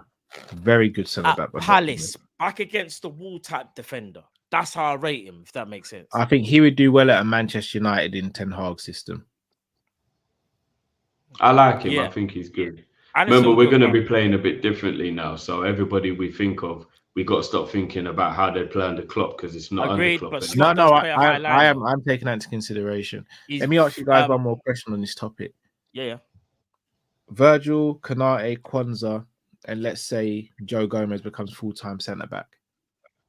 Do you think the club still go out and get someone, especially if someone like Sepp Vandenberg potentially come back from loan as well? Yeah. I think they do. Gomez ain't a centre back anymore. He's not seen as one anyway. He's seen as utility man. Well, under Klopp regime, he's seen as a. I could tell you like how I think this is gonna go. We'll buy one player who might be a bit exciting because they want to hype up the new manager, and then I think the other two signings, because I think we'll only make 3 signings, will be less than the first signing. So that's what I think we'll do. We'll make 3 signings. The first signing will be a statement signing. And then the other 2 will be like okay type signings. I can't see the club spending more than 150 mil. Unless Salah goes. That could change the whole landscape. But if Salah stays, maximum we spend is 150. And I'm really stretching out to 150. And only one of the player is a player that we're like, oh, hey, you, man. And that's just FSU doing their usual PR to hype us up. Yeah, did you agree with that, Matt? Yeah, maybe. Yeah. I have no idea who the star player will be. No idea. But, yeah. Call me stupid here. And I actually might be. I think with Everett coming back, I think we may see more money spent than we believe. There's money there. We love to do this, bro. We're broke. We ain't broke. Yeah, we can't. Yeah, we can't actually use the whole "we're broke" thing anymore. We actually can't. Like we've shown, we've played our cards. We've shown our hands, so to speak. Paul. No, but here's the thing, guys. I think everybody's gonna be a little bit like that because of how they're stamping down on all the stuff. Because if you think about it, if it wasn't for all that Everton getting in trouble and all that stuff, I think a few teams would have bought players in January. But everyone got a little shook when they saw how things were going on. Because come on, let's be honest, guys. That January was surprisingly quiet. Like, if I'm not mistaken, Timo Werner to Tottenham was one of the only things that even happened. But it was the worst January, like, just as a football fan. Like, you know, like, there was just nothing. Everyone was shook. Nothing. Yeah, everyone was nothing happened. I remember again, another thing, it is also a Euros year as well. So some players might not want to leave at risk of potentially going somewhere and bombing. Also, you look at Arsenal and City. Is there anyone they could have really brought in during January that could have really taken them up a level? We could have, but we couldn't because Klopp obviously announced his retirement. Well, Cal, here's the mad thing, bro. You mentioned the Euros. It's the worst ever situation for a manager being in his first year at the club because he won't even get many of the players in for pre-season. Because if a player he wants goes far in the tournament, he won't even take part in pre-season, Cal. So that might even mess up the whole us even being able to go and buy a big player because it might, you know what Edwards, they're quite smart with these things. They might think it's not really a good idea to bring him in and he don't get a pre-season. He's going to be we can't really talk to him because he's in the tournament. You don't want distractions. Could be the worst time ever to be trying to buy players. Yeah, I agree. Let me have these supers again. It's not even just the Euros, Imran Khan. If I'm not mistaken, isn't the South American and the Asian, there's something happening in both of those continents as well or something? The Asia Cup already happened. I think there is a Copa America this year as well. No, but isn't there some other kind of tournament that happens in Asia, like the CONCACAF, or like one of those other, like I heard there's other international tournaments going on as well as the Euro. What is Copa America this year? Yeah. I think if I'm not mistaken, yeah. And like the CONCACAF or one of those other there's some other thing. So is it the Olympics maybe? The Euros and Copa America. And the Olympics, sorry. I knew there was something else that was happening. Bro, our team's in them. I'm gonna be real, yeah. I'm not trying to make excuses, but Slot, bruv, bare players coming back from international duty is going to be mad, you know. Be real. I'm not making excuses. It's in the US, my bad, not Asia. It's the CONCACAF. All I'm saying is because of the basketball team. What am I talking about? So but there's in terms quite of a lot of international football, it's a mad thing though. Yeah, he's got a lot to do. I'm gonna be real because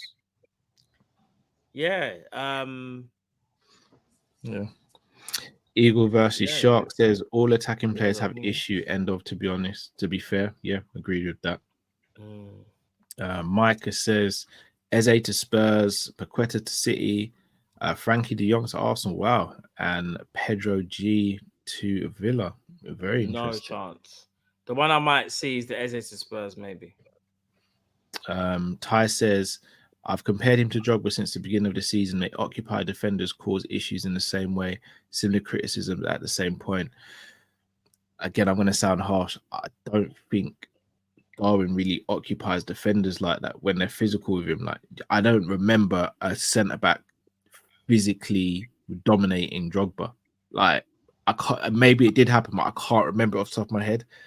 I'm seeing people like Anderson physically deal with Nunez. Drogba would never let that happen. Before he was winning headers and winning challenges and getting goal chances created, and we sat here and would all say it's only Nunez in our team that were doing it. And he ran that down, he put the defender under pressure, he won that header. Like, it's only recently he's been terrible. Like, he did used to do well at occupying defenders. Dean says, Ola gents, on Salah, I think it's not ideal. He's going to make things really difficult for Slot. His contract is not good for managers. Cash in on him, please.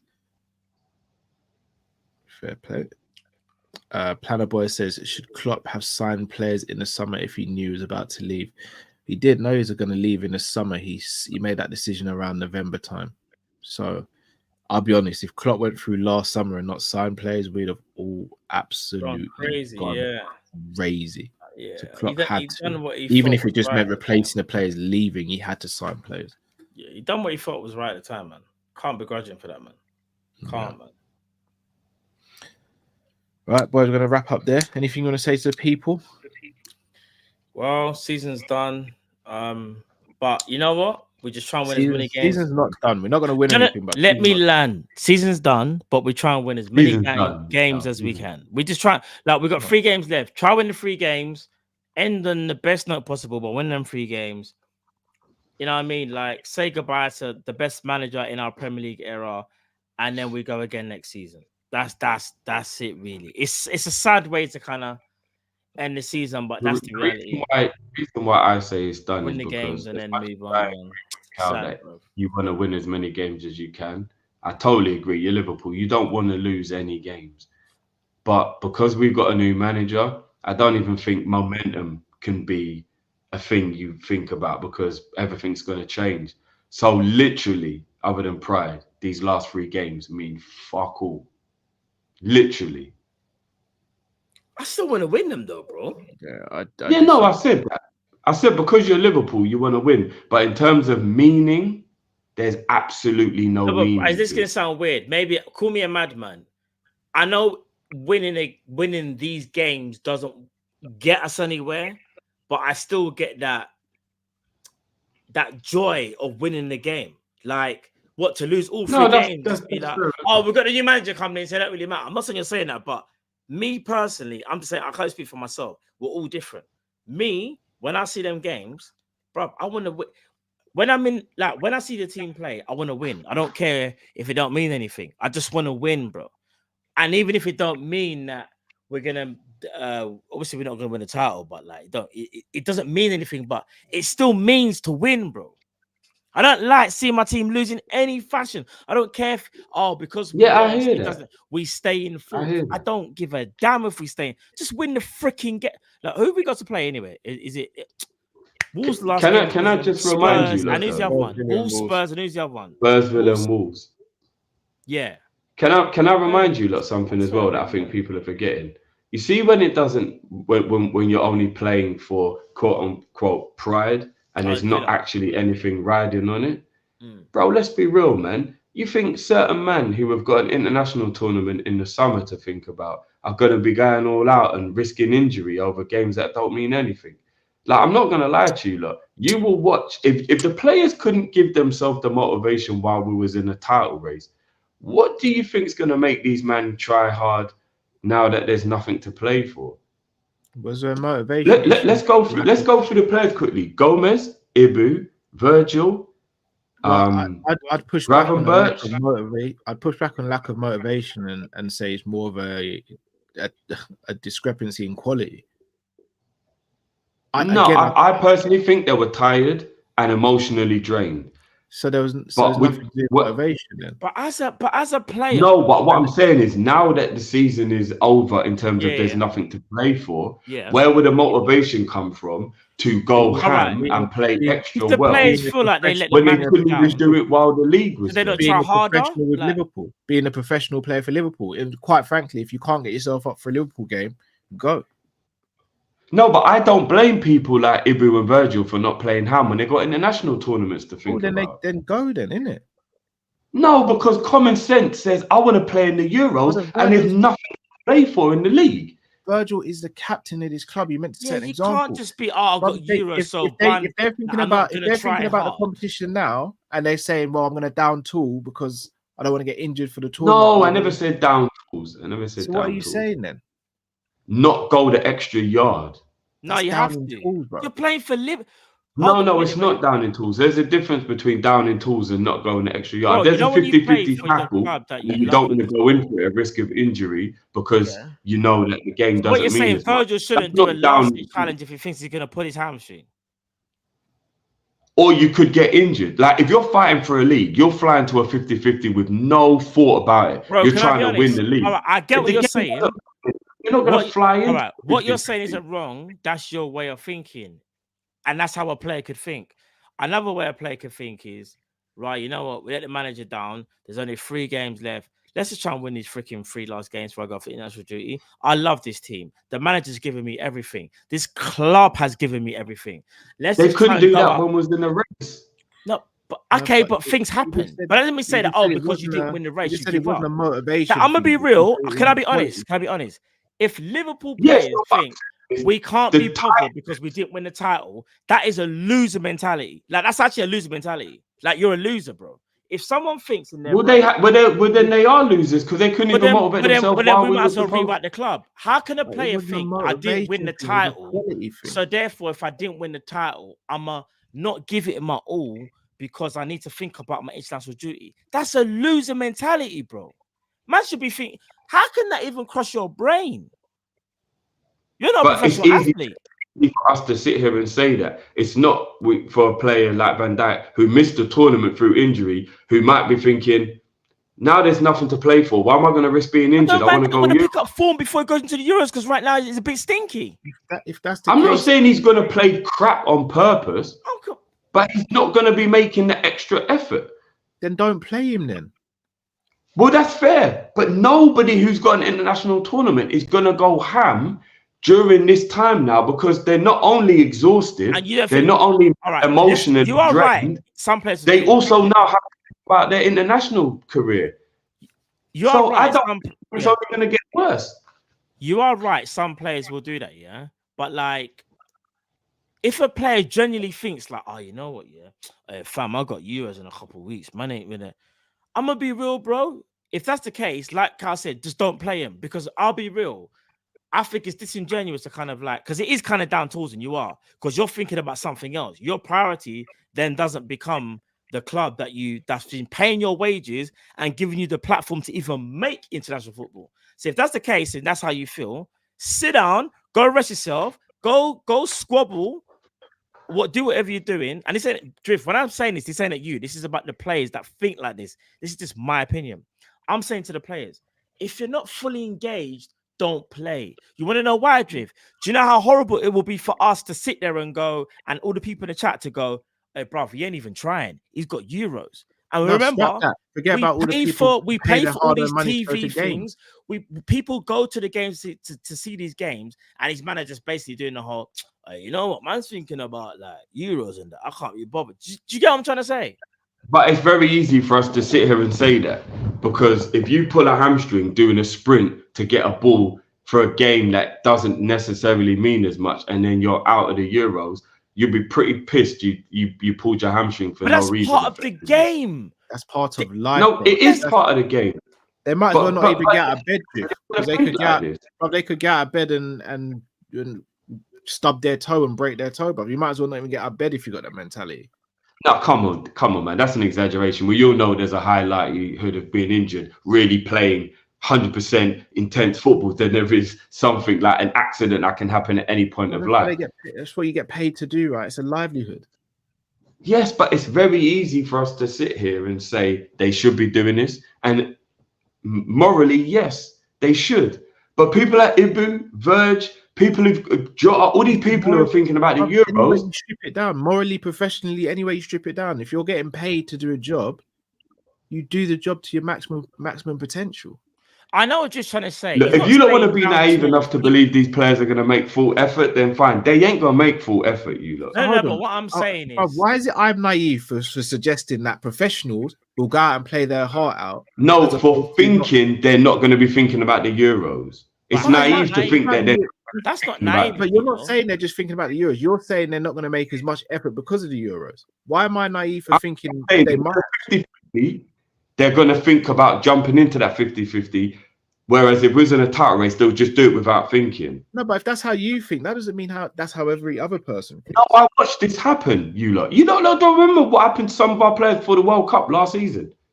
You don't remember when we sat here in a lot of post games and was like, you lot, are some of these players scared to get injured because of the World Cup? We sat here and said this about some of our own players for the World Cup. But did we agree? But did we agree with them, or was we got mad? What was the? But that was in the middle of the season, so that was actually really bad that they were thinking that way. But there's nothing anymore, though. It's not like I'm disagreeing with what you're saying. I don't like. What I'm saying is, if players think like that, which you're saying they have, and we've spoken about in the when it was the World Cup here, I remember.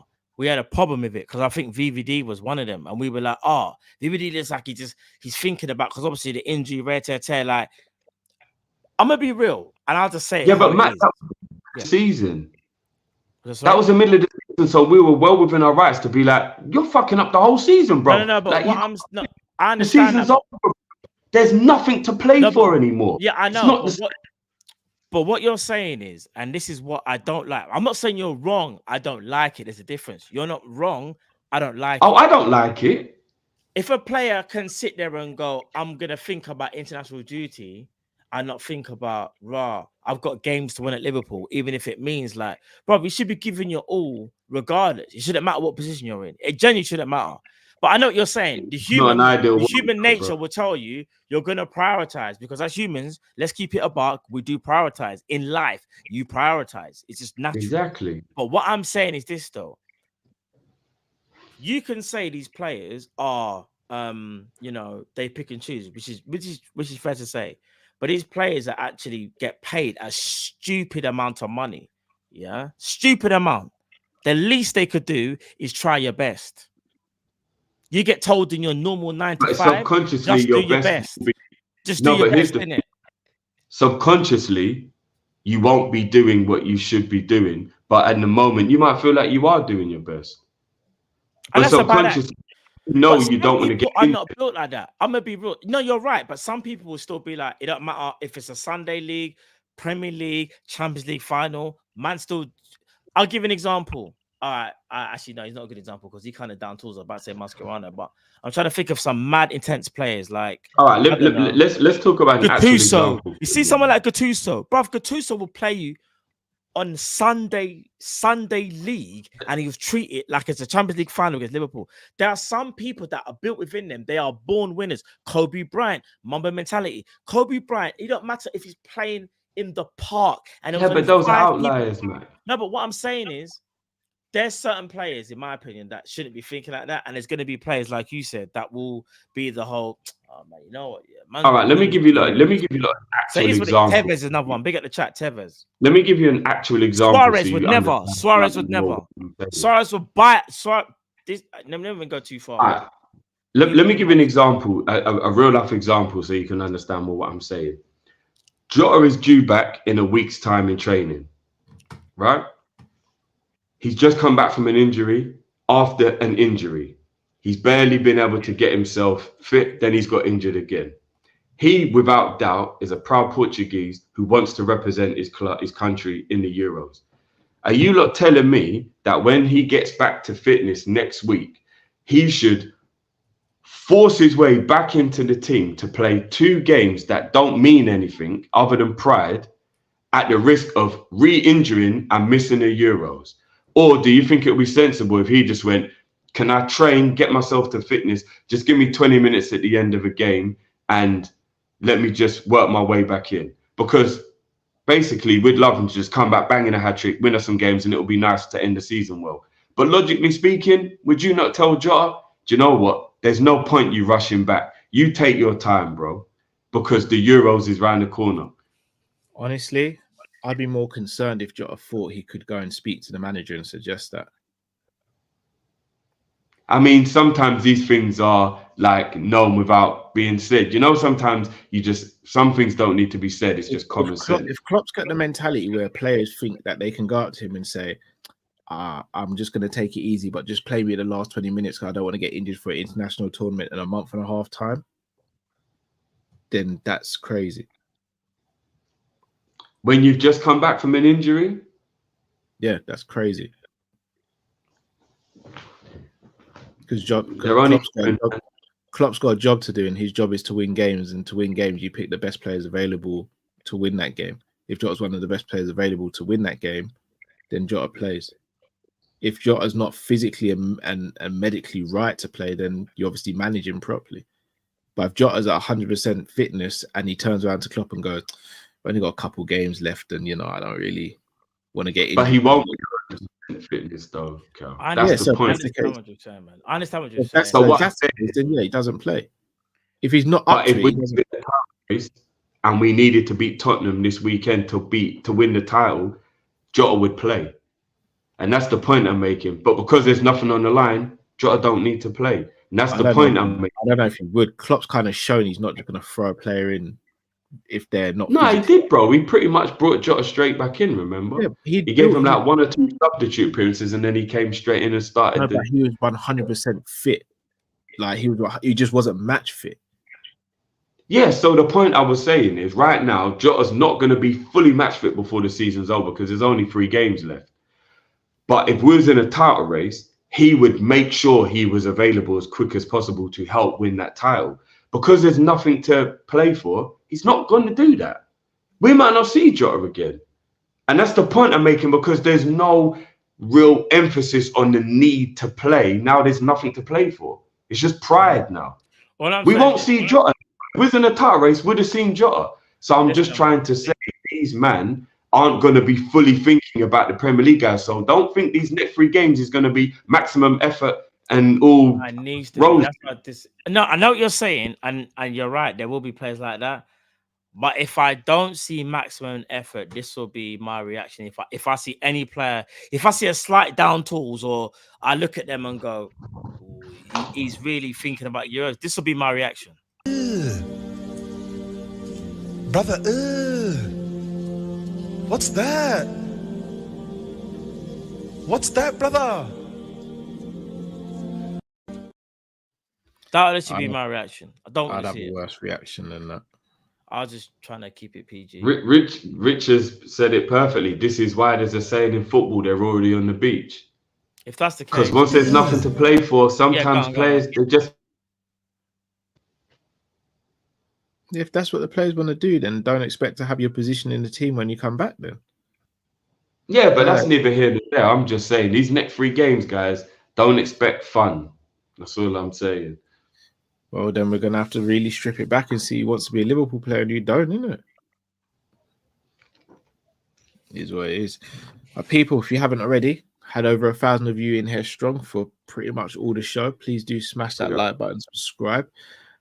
Keep an eye on the socials and your notification bell on here to see when we're next going live as well. Matt Drift, anything you want to say before we say good night to the people? We just got one more super that came in just a second ago. Makama says, if we sell Salah, which forward would you bring back? It doesn't have to be a right winger. Which forward would you bring back? Bring back? I wouldn't bring any of them back if you're talking real life. If you're talking like a regen thing where he's an old school bad boy, because they're all done. They're all spent now. Like they're all done. If you're talking about at their peak, then yeah, Luis Suarez. Oh, we're gonna go that far back then, yeah. Actually, do you know what? I was about to say. Controversial statement. If you made me pick between Suarez and Mane, I genuinely don't know which one I'd pick. Yeah, that's because Mane is your favorite, so you're being biased. Suarez was a better player. Nah, I just think peak Mane was just as effective. Pete Mane ain't talking. Hold on, what? Nah, bro, I love Mane. Mane is the coldest left winger.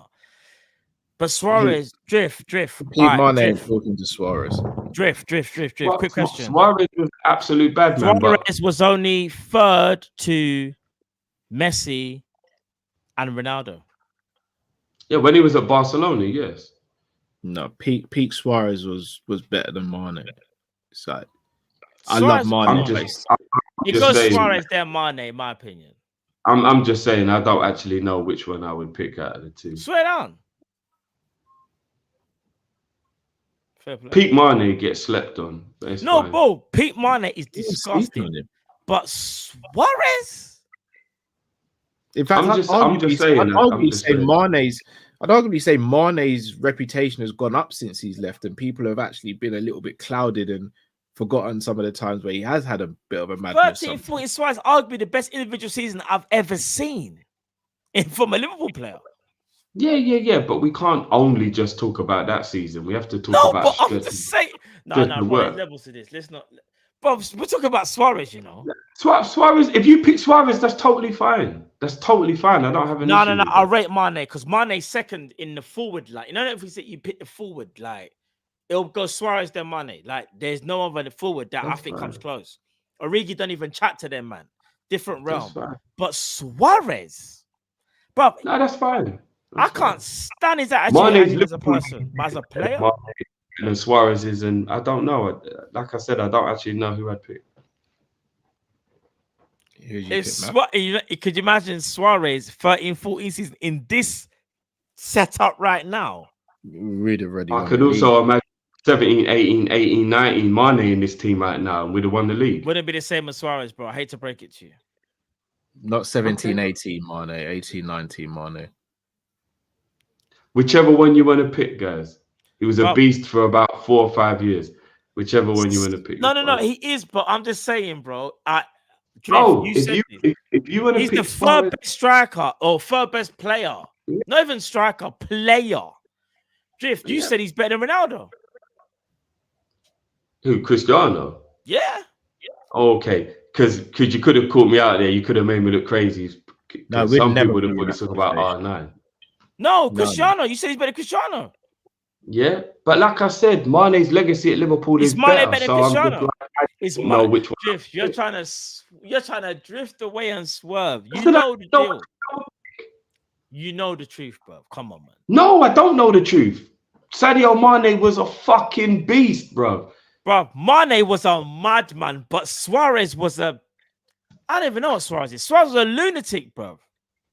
Look, I never said which one I'll pick. I said I don't know which one I'll pick. No, you know which one. You just don't want to say. Because No, I genuinely don't. No, bro. I'll see Mane how is I feel. cold, but Suarez is disgusting. Bro, look, you just know who you would pick and just leave me with who I would pick. It's All right, fine, bro.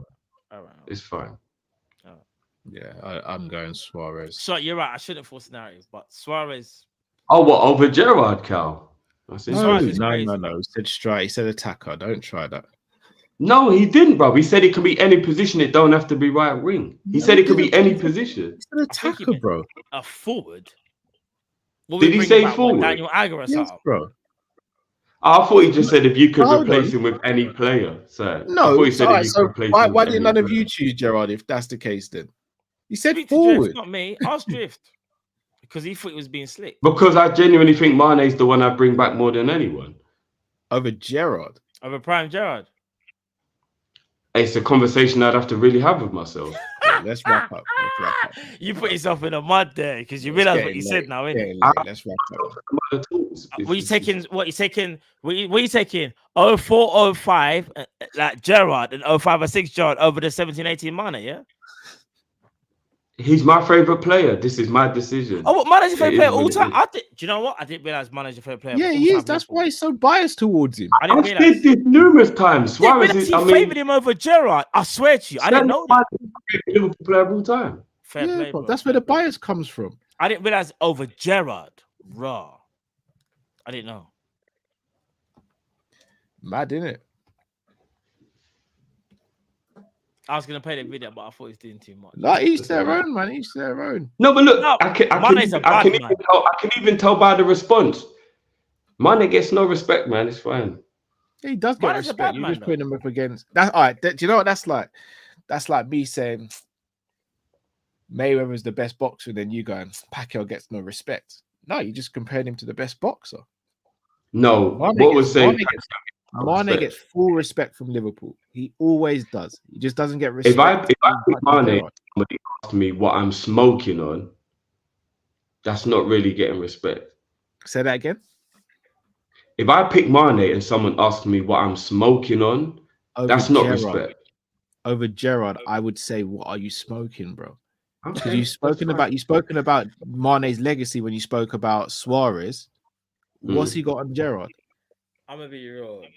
I love Mane. We're not- Like, Mane is the best left winger. Gonna sound- No, I'm not even taking Bro, him. Mane could I talk to love Mane. Barnes, but he can't talk to Gerrard. That's just my opinion. He could He talk to. can't talk You to see, like Gerrard. that, Drift.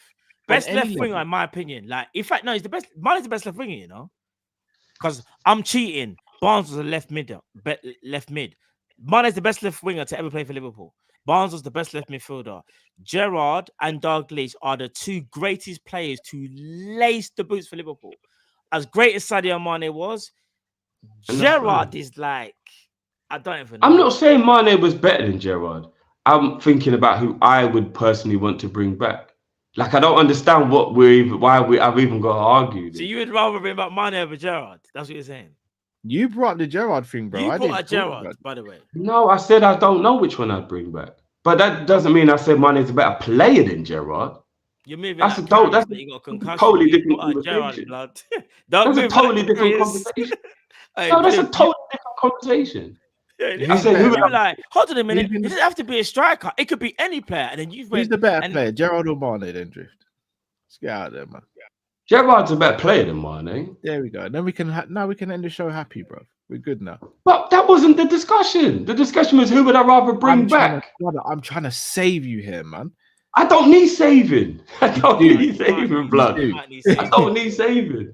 You do. Hey, bro. is there a Lana in the chat? Remember Lana had to save Superman? I don't need saving. Hey, blood. I Hey, don't need Drift, I'm gonna saving. be real, fam. To say all I'm saying is you just because we don't want to confuse. I don't want to.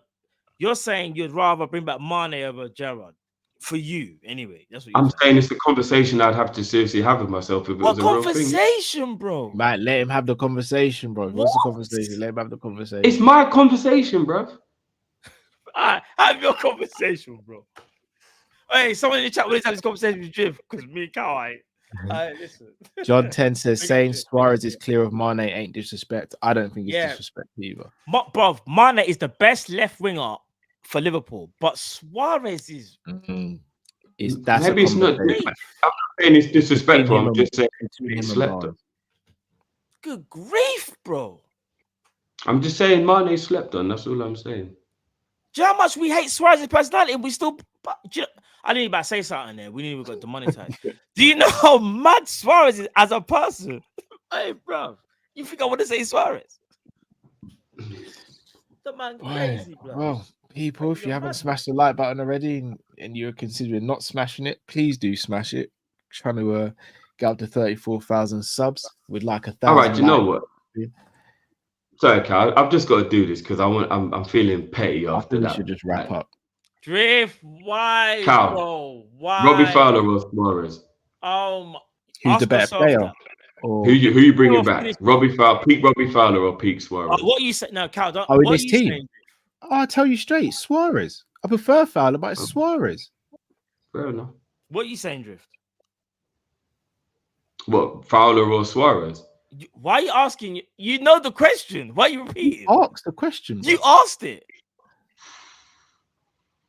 I might lean towards Suarez, but I don't know. Robbie Fowler and his team would murder. Yeah, and so would Suarez, bro. Suarez, in my opinion, was that's not me. Better overall player. Yeah, so I probably would lean to Suarez. I'm just saying I don't think it's as easy as an answer as that. No, but it's like, there's no two ways about it. If I pick Suarez and if I pick Fowler and you lot pick Suarez and I turn around and said you man are sleeping on Fowler, you'd be like, no, we're not sleeping on Fowler. Suarez is just that guy. Hey, people, just know this is when Drift started his evil villain art. You see what he tried to do? No, but I would agree with you if I said to you, Fowler over thingy. No, you're smoking weed, bro. You're smoking budge. Then I'll be like, that's a bit dismissive of Fowler, though, isn't it? No, bro. Hey, Drift, Fowler or Mane? Mane. Keep Nunez or bring back Fowler? Bring back Fowler. He'd have to keep Nunez or bring back Torres. And he did the Chelsea thing. It's just a question. You heard what I said. Without the Chelsea thing, Torres. The Chelsea, bro. Genuine question: bring back old school Torres or keep Nunez? I know you like the Nando's. What are we debating, bro? Don't lie to yourself, bro. What are we debating, bro? I just said to you, do I have to still know about the Chelsea stuff? Without Chelsea, Torres. Who gives a flip about Chelsea, bro? Do you want because Nando's Torres is a scumbag? Do you want Nando's or anything about Suarez's shenanigans, bro? We just talk about the player here. The player. You're talking about their what they did, bro. You know what Suarez brings in it. You know what Suarez brings in it. I just asked a question for some clarity. All right, that's it. Torres is obviously better than Nunez. What are we doing? That's a silly question, bro. Last one. Bring back Divock Origi or keep Nunez. The old school Divock. I'll bring back old school Divock. This is what I'm saying, bro. You don't want to get on board. See how you. But I always said that old school Divock was not given the opportunity to prove what a great player. But you also knew old school Divock wasn't levels like Fowler, Torres, or Suarez. Do you know what it is, bro? You just don't want to. I hear you. You know what it is. Now that conversation depends on you're talking about clutch and I hear it. Now you Nunez are brethren, and I hear it. Me and Thiago are brethren, I hear it. I can't slander Thiago live on the stream. I just can't. And you can't slander Nunez. I hear you. I'll leave it there because you know, bro. That's what I'm saying. I ain't got no bread. At least I know Origi goes in the clutch category with them, man. 100% he does. 100. He's clutch, bro. Clutch. But I hear you. People, smash that like button. Subscribe if you're new to the channel. Switch on the notification bell so you can be informed when we next go live. One more super chat before we say good night properly. I know I've read that one already. We're all good then. People, until we see you next time. Thank you all for watching. Stay safe, stay blessed. We're Kopish and we're out, people. Take care. Love. Peace.